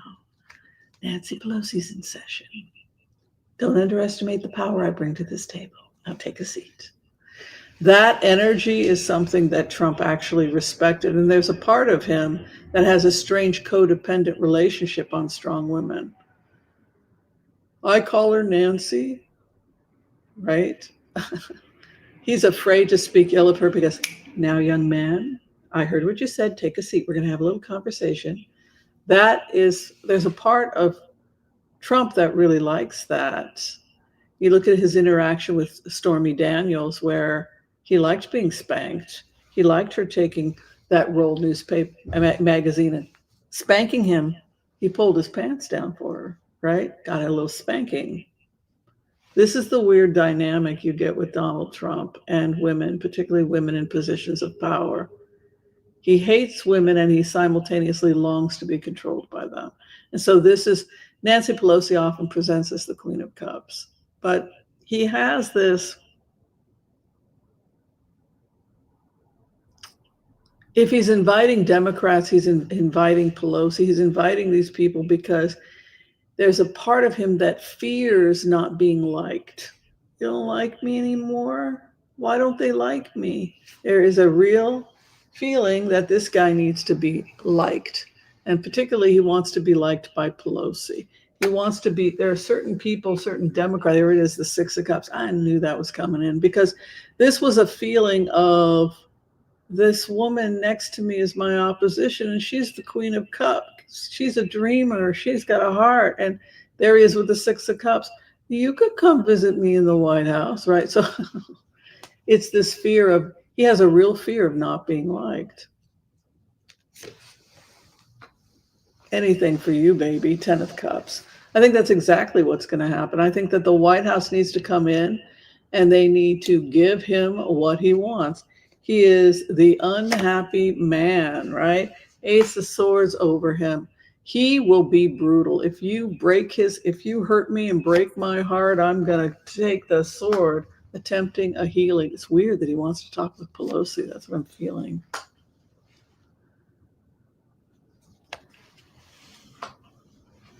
I think everything's going to be okay. I think the Democrats are going to be able to break this. That 10 of Cups and that 9 of Pentacles could indicate some kind of confidence coming in. And this weird obsession he has with Pelosi and women in positions of power.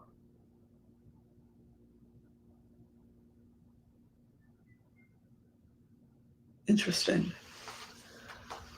Women that aren't intimidated by him. It does something. It's something that he seems to desire.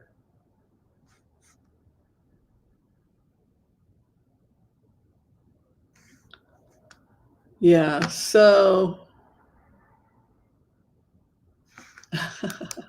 that was really sweet. Thank you, Jonah.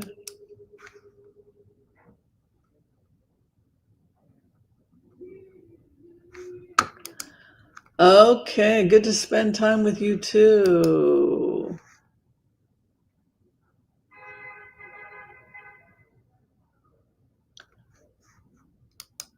Yeah, he's not sleeping well. Let's go ahead and take a look at Trump's health. He is not fit mentally or physically. Well, that's the whole conversation, right? How much are they going to cover for this guy before we have to admit that this guy is just not in good shape? He is not in good shape.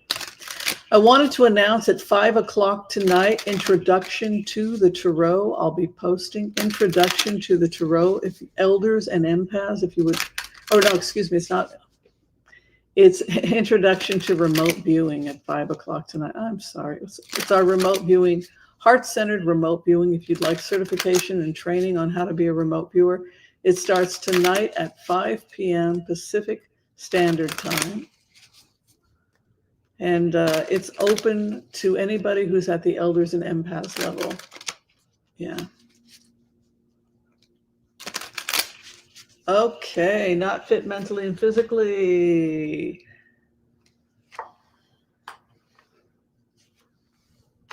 He's losing power. He's also got that 2 of Swords that keeps coming up.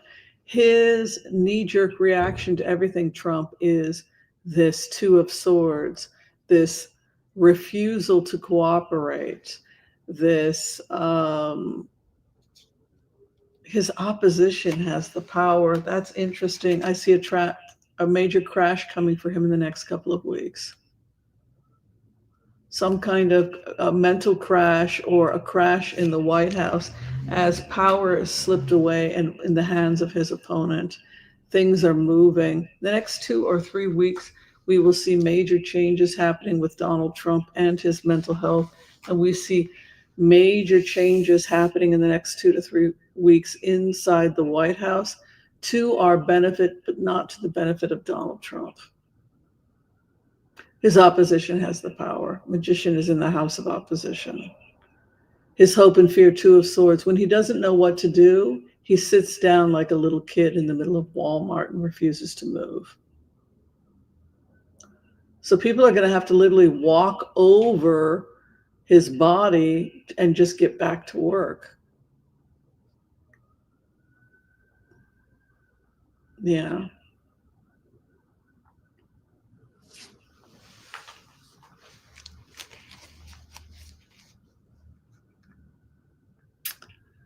Two to 3 weeks from now, things are going to be looking very different in the White House, and there's a crash coming for Trump.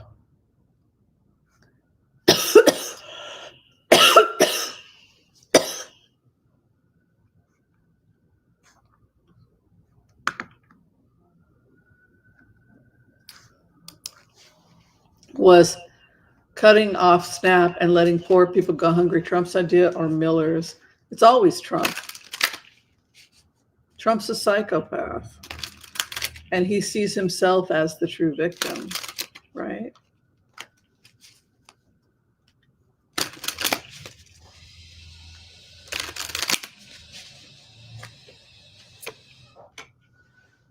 Stubborn. There it is again, that 4 of Cups. I don't want it. You can't make me. Yeah. There's the snaps benefits. Look at that. Isn't that crazy? Look at the positioning there. They're hoping to shut it down entirely because the goal is they think that we're going to get out of debt by cutting all social programs. Like he said, our plan is we'll just give you some money and then you can pick your own doctor. We'll give you $1,000 a year to cover your health expenses. In plainer words, nobody gets health insurance. It's all out of pocket. That's Trump's plan because we don't want to pay for it. I don't want to pay for your health care. I want that golf course in Scotland. It's not making any money, right? That is the mindset. The goal eventually of the Republicans is to remove all what they call entitlements. That means your Social Security is gone. Your health care is gone. Your SNAPs, public education, they've gone after the Department of Education, right? So,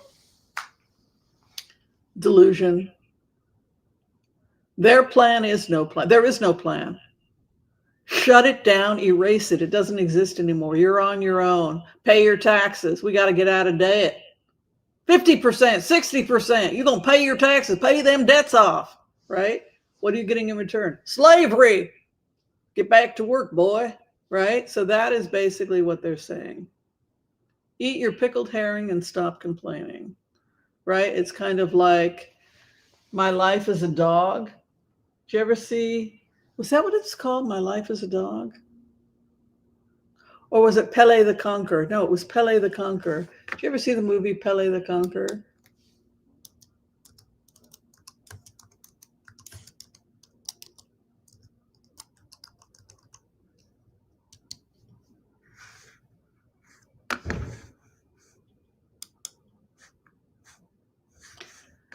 Pele the Conqueror, he and his son work at a farm somewhere, I don't even know where it is, in Norway or Sweden for some aristocrats. And their job is to pickle herring. That's what they do. They just process herring all day long. And it takes place, I think, in the Victorian era. And that's your life. You just get up in the morning with the workers. You live in a hut and you work to pickle the herring, and then you're fed 2 herrings a day. That's all you get is 2 herrings a day. And That was Pele the Conqueror. So he escapes. I think the boy gets on a boat and he escapes. And he's offered a position at the factory where he gets to wear a nice suit. And maybe he gets an extra piece of herring. And he decides that that's not good enough for him. So he escapes and he goes somewhere else. He gets on a boat and he goes to somewhere else in Scandinavia or something. Swedish immigrants to Denmark trying to build a new life for themselves. That was Pele the Conqueror. So when you look at the life that they are creating for us here in the United States, that's really the life that they're creating for us. Yeah. No Christmas. They thought that they were going to get a Christmas, and they didn't even get a Christmas.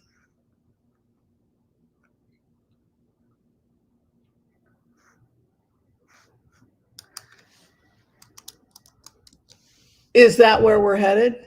Are we headed to Pele the Conqueror? Because the purpose of Pele the Conqueror was to show people where you wind up when you don't have democratic socialism. Where they want to send you, where they want to take you, if you don't have these rights. Yeah. So the future is Pele. That's basically what they're saying in these cards. If we don't fight. And that's the thing that they don't want to tell us. They don't want to tell us that that is what we're headed towards.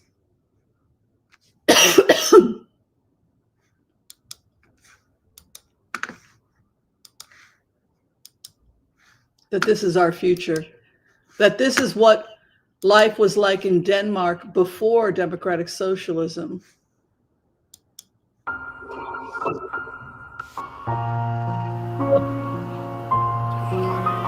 Berätta en gång till. Ja, det är stor skillnad på det landet du kommer till.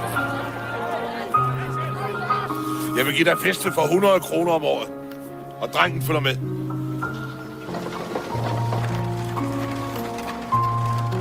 Det er der, I skal bo.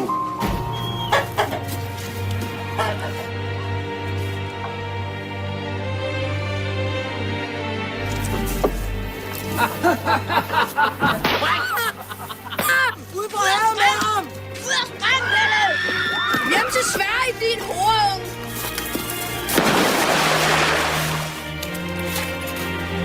Jeg vil blive fri, Pelle. Fri mand. For sidste gang. Til så kom tilbage til arbejde. Din æderdrægtige vejhund. Altid er der problemer med dig. Aldrig tilfreds med det. Känner det till. Knyta nölarna, ett finns styrka kvar. Jag hade ju hoppats när vi flyttade hit att det skulle kunna bli lite pengar över. Vi kunde få kaffe på sängen på söndagmorgnarna. Vi kan flytte. Vi kan flytte sammen, far. Men den ligger bara där ute och väntar på oss. Hela jävla världen nu, Pelle. Så ger vi oss ut och erövrar den.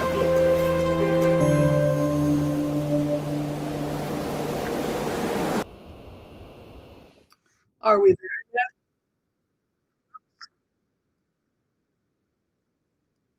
Are we there yet? Are we there yet? Do we have to get a boat and go find freedom somewhere else? Because that's the world that they want to build for us. Yeah. So when you go back to this idea of cutting off SNAP, letting the people go hungry, yeah, that's what they want. They if either fake it or make it. SCOTUS rules against Trump on tariffs.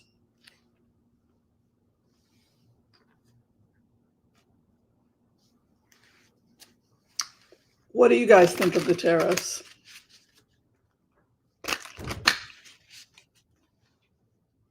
Do you think that the average American understands the consequences? I don't know.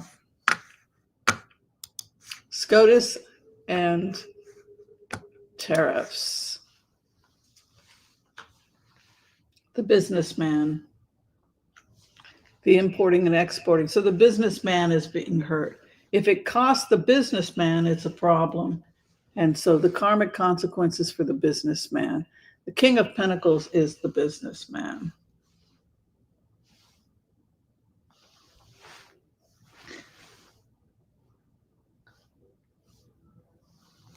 If it hurts the businessman, it will change things. Because they're the ones that run the United States, not the average person. You and I are just pay your taxes and don't complain. We bankrupted your country and you're not going to get anything.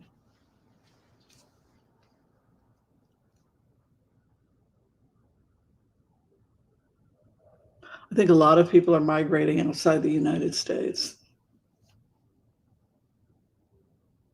That is basically what this looks like. You know, this is just feels to me like movement. 3 of Wands over the seas, jobs over the seas, 8 of Cups to leave everything, concern about money, marching into victory in the next 6 months.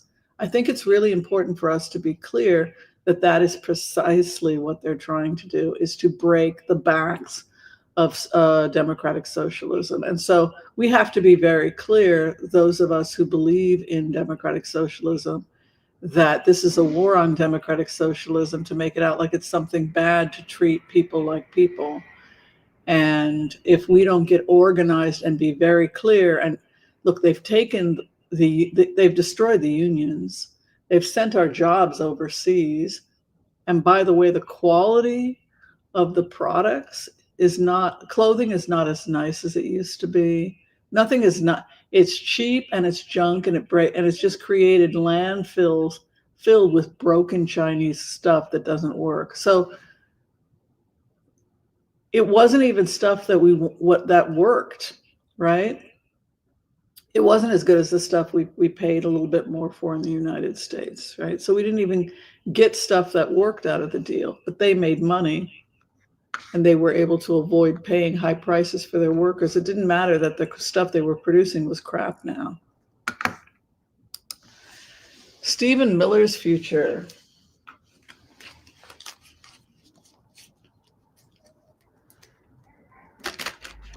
Stephen Miller's.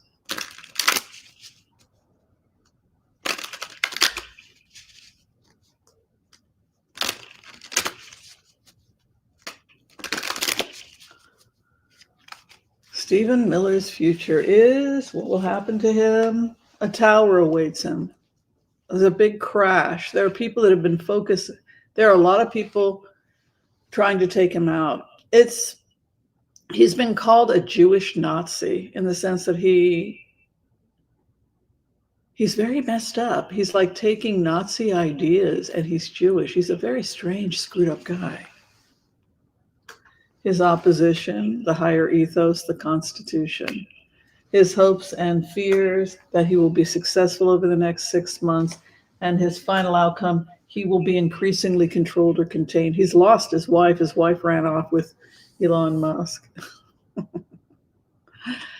Oh my God. Did you hear what Gavin Newsom said about to Stephen Miller? He said, "You're not winning. You're the guy sitting in the chair at the hotel, watch somebody else stoop your wife." Said that he was just some guy sitting in the chair of the hotel room watching somebody else sleep with your wife. So I would say things are going badly for him. You know, he's got a tower, he's up against the Constitution. And also 8 of Swords would indicate that he's becoming increasingly unpopular and he's going to be the scapegoat because it's his ideas that got him into this situation. And 8 of Swords would be possibly legally stymied. And that's kind of interesting.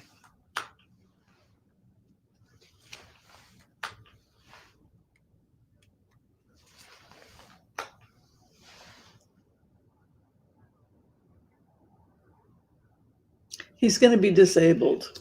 He's going to have his power taken away from him. This is a guy that dreams of taking the world. There's a part of him that also wants a fight. 501s, he wants conflict. There's a part of him that wants that. But I don't know if he's going to have much of a future. It looks like he's being controlled. So that is kind of interesting. 75 degrees in California. Wailed the dogs this morning. Saw a couple of tarantula migrating along. Did you pet the tarantulas? I hear you can, that they're friendly. I don't know if that's true. That's really cool. Tarantulas.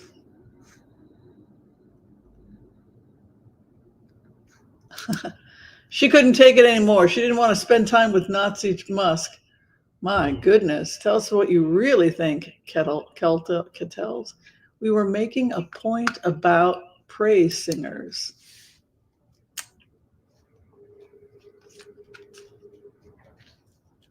Yeah, that's true. I like history too. She was homeless while she was pursuing a whistleblower case. After years, she won 19 million awards. She still lives in a simple life. Hang in there. Okay. Well, if I can get the funding, but right now nobody wants to have anything to do with me. I think they think I'm crazy. Yeah, right. You wrote the yeah, I actually did, and I can show it to you. It's just a weird situation to be in. Do everything Whimsy says and then pretend she doesn't exist. Can you signal when we're done ingesting the alt-right propaganda? Well, did you learn what we were talking about? Hey, what were we talking about? What I always say to people who are confused is repeat back the thesis to me. What have we been talking about? We've been talking about praise singers, right? And that we have a history of praise singers that go back to the Greco-Romans. We talked about Star Treks. We talked about how Captain Kirk was influenced by the story of the Odyssey, the character. We've gotten a lot done. Some of you, not to change the subject, some of you had asked if I could teach class tomorrow on Monday instead of Sunday because your Sundays, you have family obligations on Sundays. I get that and I respect that and I understand that every Sunday you don't want to be sitting in class. So I have no who here wanted me to switch it back to Monday? Because 2 or 3 you said you can't come tonight. Do you want me to start we used to be on Mondays. I think Monday would be better. 5 o'clock, we drop 2 things people are complaining about when it comes to teaching heart-centered remote viewing. Number one, they don't want it on a Sunday. They're with their grandkids. Okay, fine. I'll do it on another day. They also don't want, why are we moving from 6 o'clock to 5 o'clock? We moved from 5 o'clock to 6 o'clock on teaching heart-centered remote viewing because we have people on the East Coast and class starts at 9 o'clock and they don't want to come to class at 9 o'clock. So if I start class at 5 p.m., then my people on the East Coast can join the live. So that was why I dropped it an hour. Would you rather come tomorrow? You got only people who are learning heart-centered remote viewing. It's driving me crazy. I did it on Sunday and then half the class said, we don't want to come in on Sunday. We're with our grandkids. And I'm like, okay, fine. Then I sets it to Monday. We don't want to come at 6 o'clock. It's 9 o'clock in Eastern. I just want everybody happy. Okay. I get it. I'll teach tonight at 5 p.m. tonight, Sunday, if that's what you guys want. But if you guys say Monday at 5 p.m., I'll do Monday at 5 p.m. But I don't want to be teaching and have people complaining about the time because it really exhausts me. Just pick a time and I'll stick with it. Who said Monday? Is everybody out on Sunday? What do you guys do on Sunday? We do all kinds of things. We go to garage sales and we hang out with our girlfriends and we visit. We don't want to be in our house taking a class on a Sunday. We're having church dinner, church lunch. right? I don't know. I don't care. I have no life. It's all the same to me. A closer. Well, I don't know about a closer. I'm trying to get a lawyer, and the lawyer was is, I don't know. We'll see if the lawyer gets back to me. Yeah, 379. I'm going to give all the money back though if this doesn't if I can't get this going. I signed no contract. I gave them the general idea for free, and then I built everything and said, I would like you to buy these ideas off me starting at 1.5 million. And I heard nothing back, but they just started taking my ideas. And I kept saying, pay me, buy. And then I got a patent and I said, here's the patent. I spent 700 on the preliminary patent. I'd like you to buy this. They just ignored me and just started adopting it all. Okay, great. 6 zones. Elon loves it. We're going with the 6 zones. Yes, and I think that Sterot should be where your tech hub is. Great. She says Sterot should be where the tech hub is. That makes the most sense. Yeah, of course it does, because I use supercomputers. Elon's taken the 4th zone. Yeah, what else you got? Well, 5th zone would be for education and partially for tourism. Okay, 5th zone, we'll do that last. That's for tourism. Zone 1 is we get cooperation from Sinai. Okay, we're talking to El-Sisi. Trump just met with El-Sisi last week. We're moving on. Zone 1. Could I get paid something, or at least a thank you? It's like, if you're going to take 9, I don't know. Maybe I did something good for humanity, and that should just be the end of it.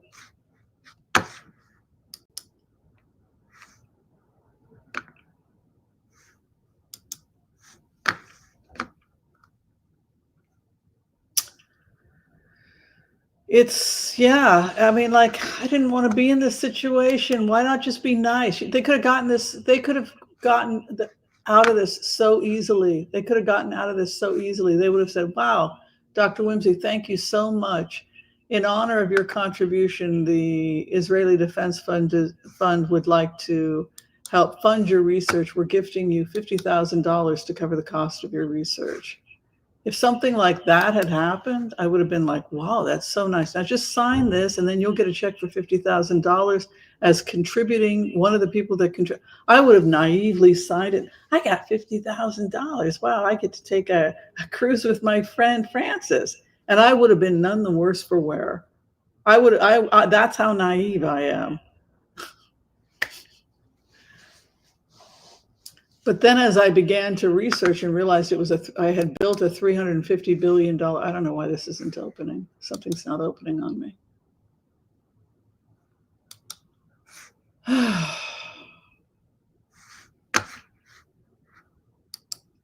Can't open my history.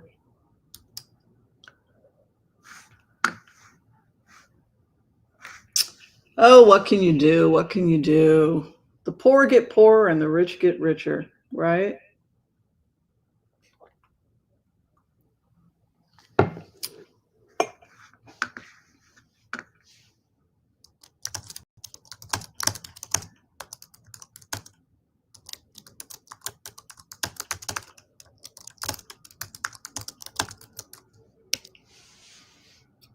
Oh, everything is freezing. Oh my goodness. Sorry, you guys, I'm having a computer freeze.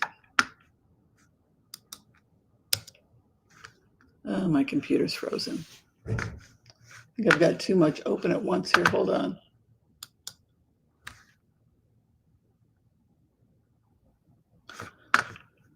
All right. Whoops. Hold on just a sec. I got a little bit of a... There we go. All right. Here's the data. I'll show it to you guys, and you guys can give me your opinion since you're smart people. Here's what the computer says. The computer has access to my hard drive, which contains thousands of emails I sent. So here are the results of the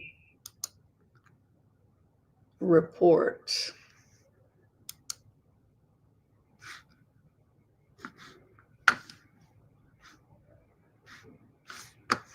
Let me see if you guys can see it. There it is.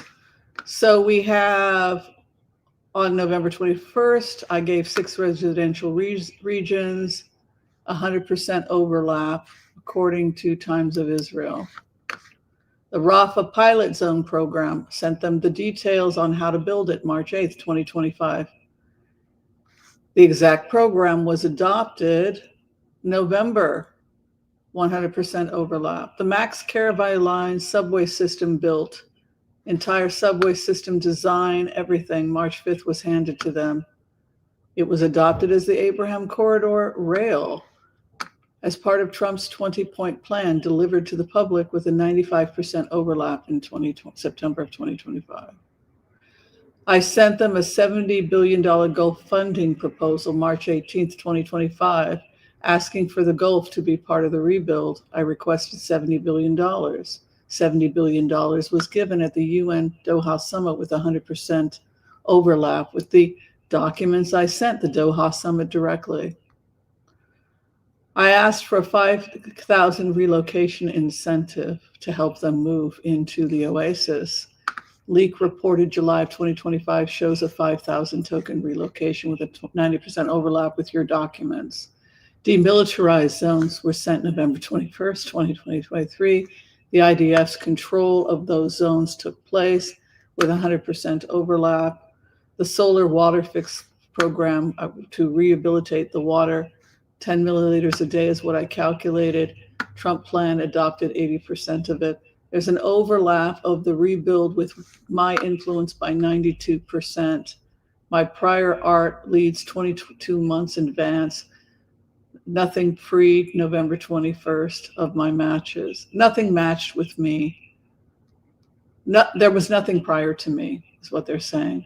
In plain words, they used 92% of my ideas so far.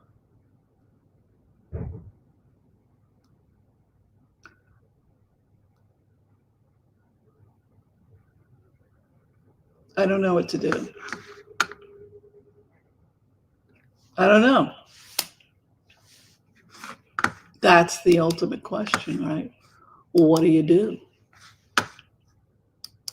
What's the right thing to do? What's best for everybody? You know, is this the night? Do I want to die on this hill? I don't know.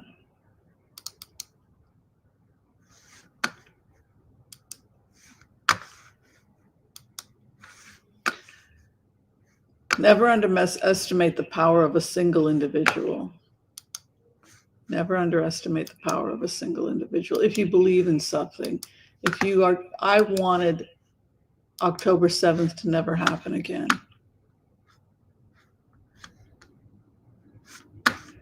Here's all the documented proof. Here's the Negev. People could go, I want a kibbutz in the Negev. Oasis migration path. Everything has been dated.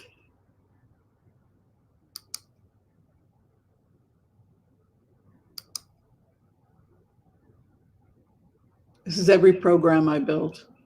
Kibbutz model.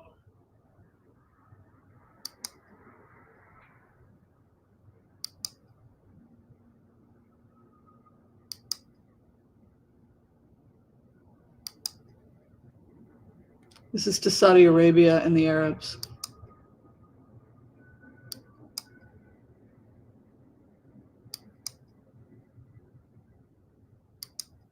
This is all my proof.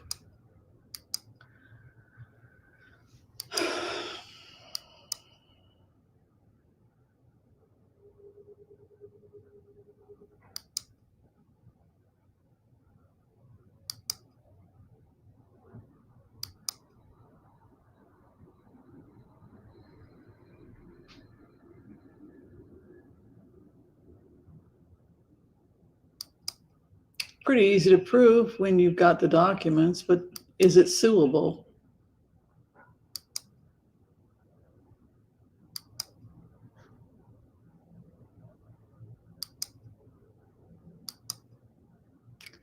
Well, it's not work if you love it.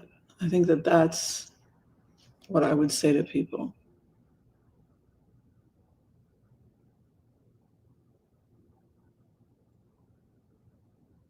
if you believe in what you're doing, if you believe that it's worth fighting for peace, building kibbutzes, building communities.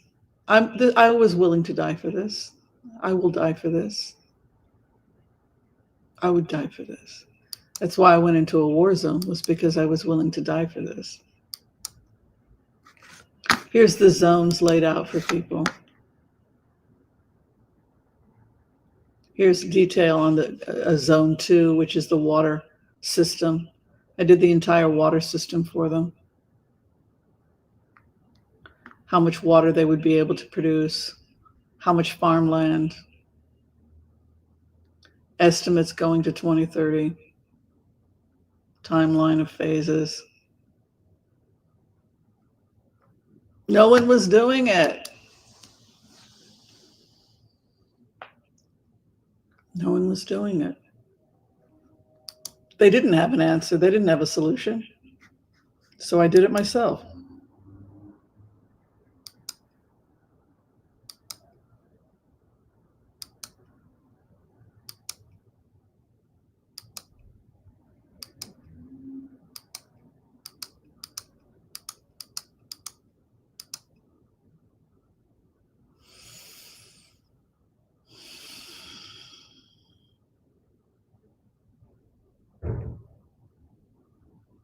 Yeah.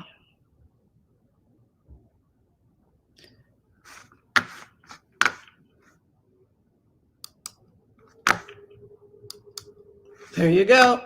That's what's going on with me.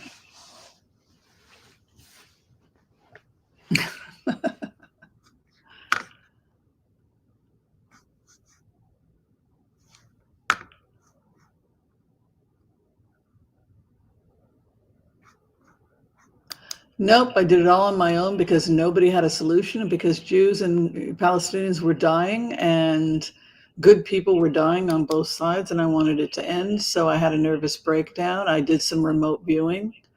I had a nervous breakdown, and then I did a remote view, and I was trying to scan grids.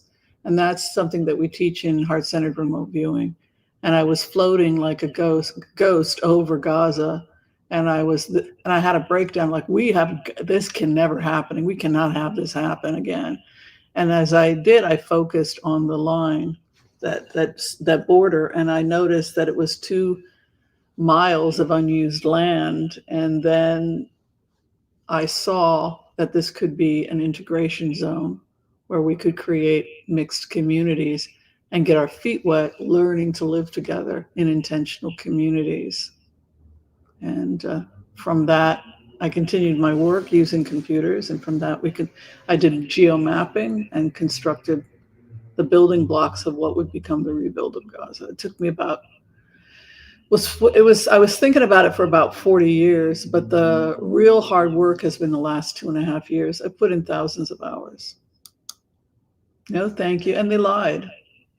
Netanyahu lied. He said that he commissioned me. No, you didn't. I don't know you. And what I do know, I'm not happy about.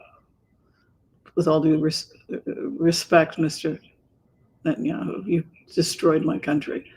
But that's my own opinion. Yeah, it's like the music industry. I hope so. Let's see if Netanyahu's out. Let's hope if we can get rid of Netanyahu.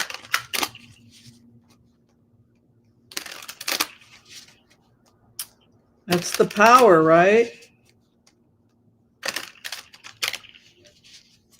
The power of the human mind. When it's under stress, it will find a solution. And that's what happened. I had a breakdown. My brain literally, it's like taking that super pill in that movie. It's like my brain you must find a solution, brain. I can't, crack.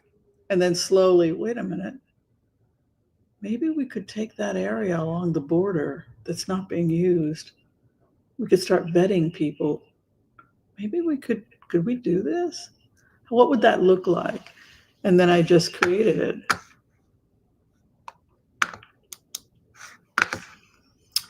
Well, it's Abraham's tent. Anybody recently heard Donald Trump talking about Abraham's tent? It's a four-cornered tent. Abraham, do you think that Donald Trump knows anything about Abraham Avinu, Abraham having a four-cornered tent? Do you think that this guy knows this stuff? Do you think he was in Jewish seminary with Whimsy in Jerusalem back in 1985? No. This is Abraham's tent. There it is. That's what Donald Trump's been talking about. Abraham's tent. He didn't know what the hell he's saying. So the access road is the B zone. That's the line that separates Gaza from Israel. And it has 4 openings. The access road is the subway transportation and roads that are being built, or the Max line. And then the Israeli side, you enter through the Israeli side through that door, and then you enter into the peace zone. You come in through Abraham's tent. You've gone through Israeli security. I'm a peacemaker. I seek peace. Well, I have applied to join the Oasis. I'd like a little land of my own, maybe grow some farm, maybe, have some cattle. Well, maybe go live in the Oasis. Okay, I passed muster. I get to go live in the Oasis. And then you have the same thing happening here. I am a nice person. I live in Gaza City. I just want to grow my olives. Great, you qualify. You get to enter through the Gazan side. So we have somebody coming in from the Israeli side who has passed security, moving into this oasis zone. We have somebody from Gaza. I will live with you. We will be friends. We will grow olives. We will love our families. We will be good people. Great. Well, we'll give you residency for Israel. You can come on over and shop, and you can give us residency. We can come shop in Gaza. We make Shangri-La together. We going back and forth party like it's 1899. Yeah. So there's the box. You see how the box starts moving? Well, he got visa there, and he was a good in the Oasis, and he's a nice guy, and yeah, come visit. Well, they were nice in the Oasis. They didn't oppress us. Come visit my family. So what happens is this becomes a cushion. We're grooving, right? We're grooving on each other, right? Through this safe zone. And then what happens is it becomes a tsunami. And this is the concept of Oasis 1. We're doing a dance. We're just dancing here. What's wrong with doing a little dance? Right? And then if you bring them together, if you bring these peace zones using this unused land, if we can bring those all together, we got ourselves a transportation system then, don't we? We got a little dance going on between you and me. But more than that, we got ourselves a little subway system now. We're going to bring them all together. This lovely little dance. We're all in a line holding hands. We got a little line dance happening here. I came into work. You came into work. And now we're all traveling the line. Just traveling that beautiful highway that's going to take us all over the world. And this area right here is zone 4.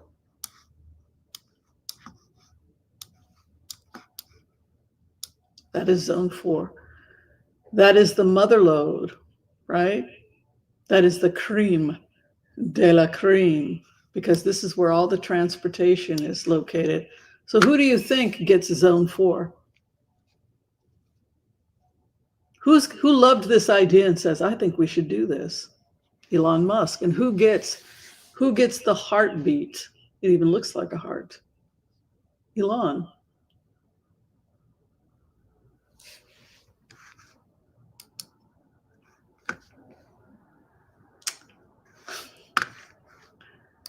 I don't know, kids.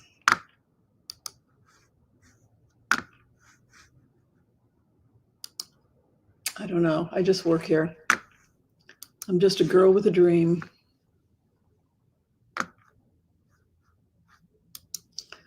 Musk is not responsible because Musk was lied to.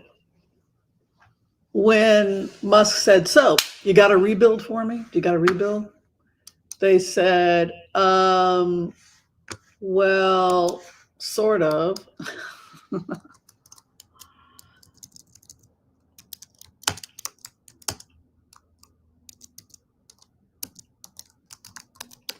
They didn't have a rebuild.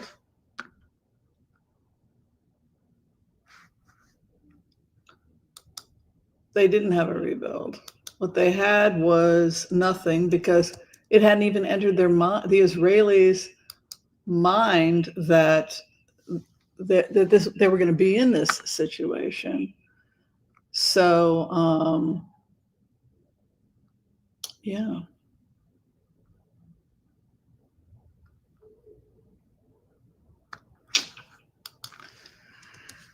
So they gave it to Musk and said, what do you think about this? What do you think about the 6 zones? What do you think about all this? And he said, he got that smile on his face. Mr. Musk got a smile on his face. And I like that smile. That's a good smile.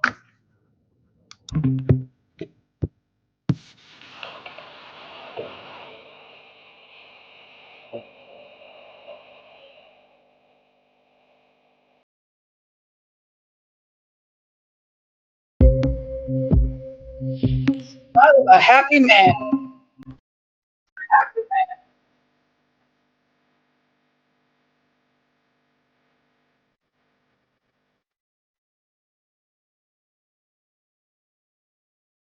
6 zones.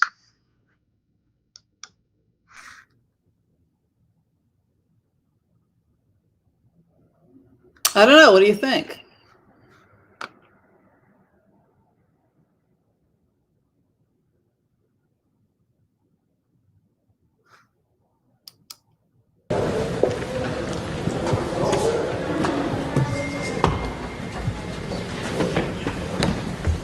So every minister or member of Knesset that speaks to the plenary does it from here, and this is what they see.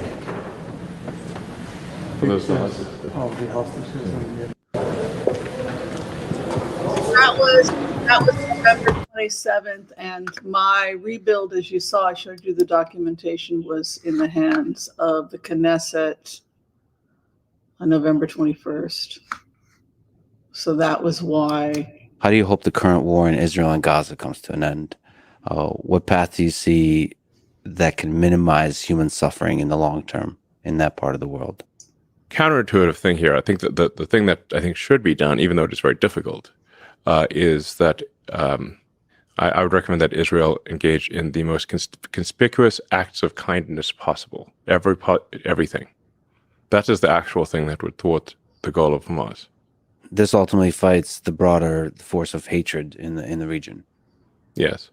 An eye for an eye makes everyone blind.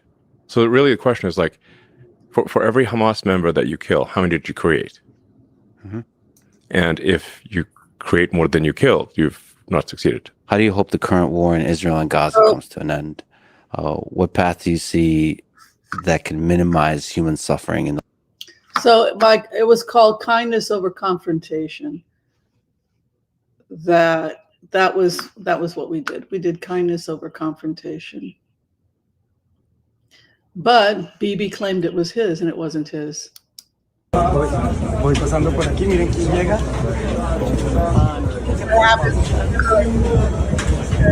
He wanted a rebuild, but this was before we got hit. And yeah. It was certainly been a day, I would say an emotionally difficult day to see the places where people were murdered. I just did a talk with the Prime Minister, and I think obviously there are 3 things that need to happen in the Gaza situation. I mean, there's no choice but to kill those who insist on murdering civilians. There's no Exactly. choice. They're not going to change their mind. And then the second thing is to change the education so that a new generation of murderers is not trained to be murderers. And then the third thing, which is also very important, is to try to build prosperity.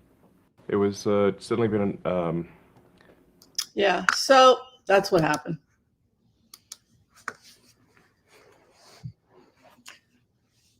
It's been a journey.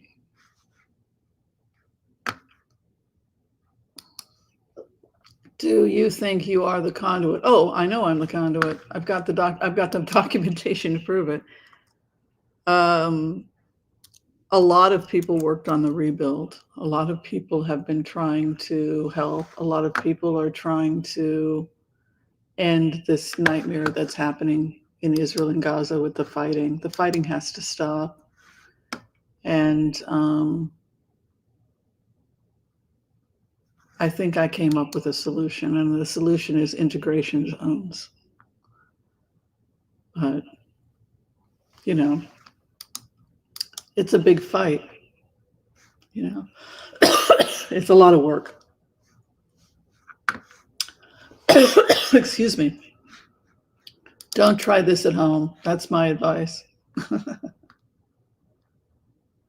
you want to make the world a better place. Let's see if I can find this.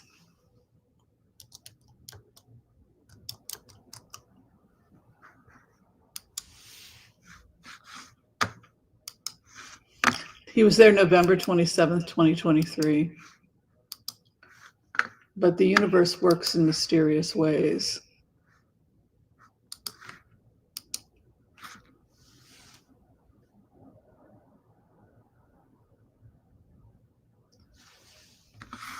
The universe works in very mysterious ways, my friends. And everything, and every action, there's a reaction of equal or greater force.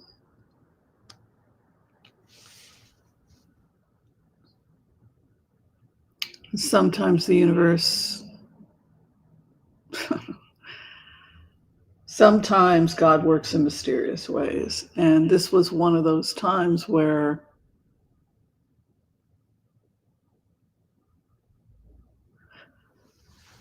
God made a miracle.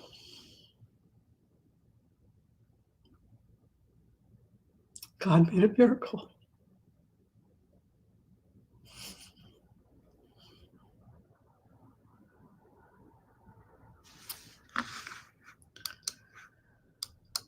All right. Thank you, everyone, for your love and support. If you're trying to get in for a reading with me or you would like to support my work, you can find all that information attached. Be kind to all so that all will be kind to you too. God bless. Peace out. We'll see you next time. Thank you, guys. Thank you for everything.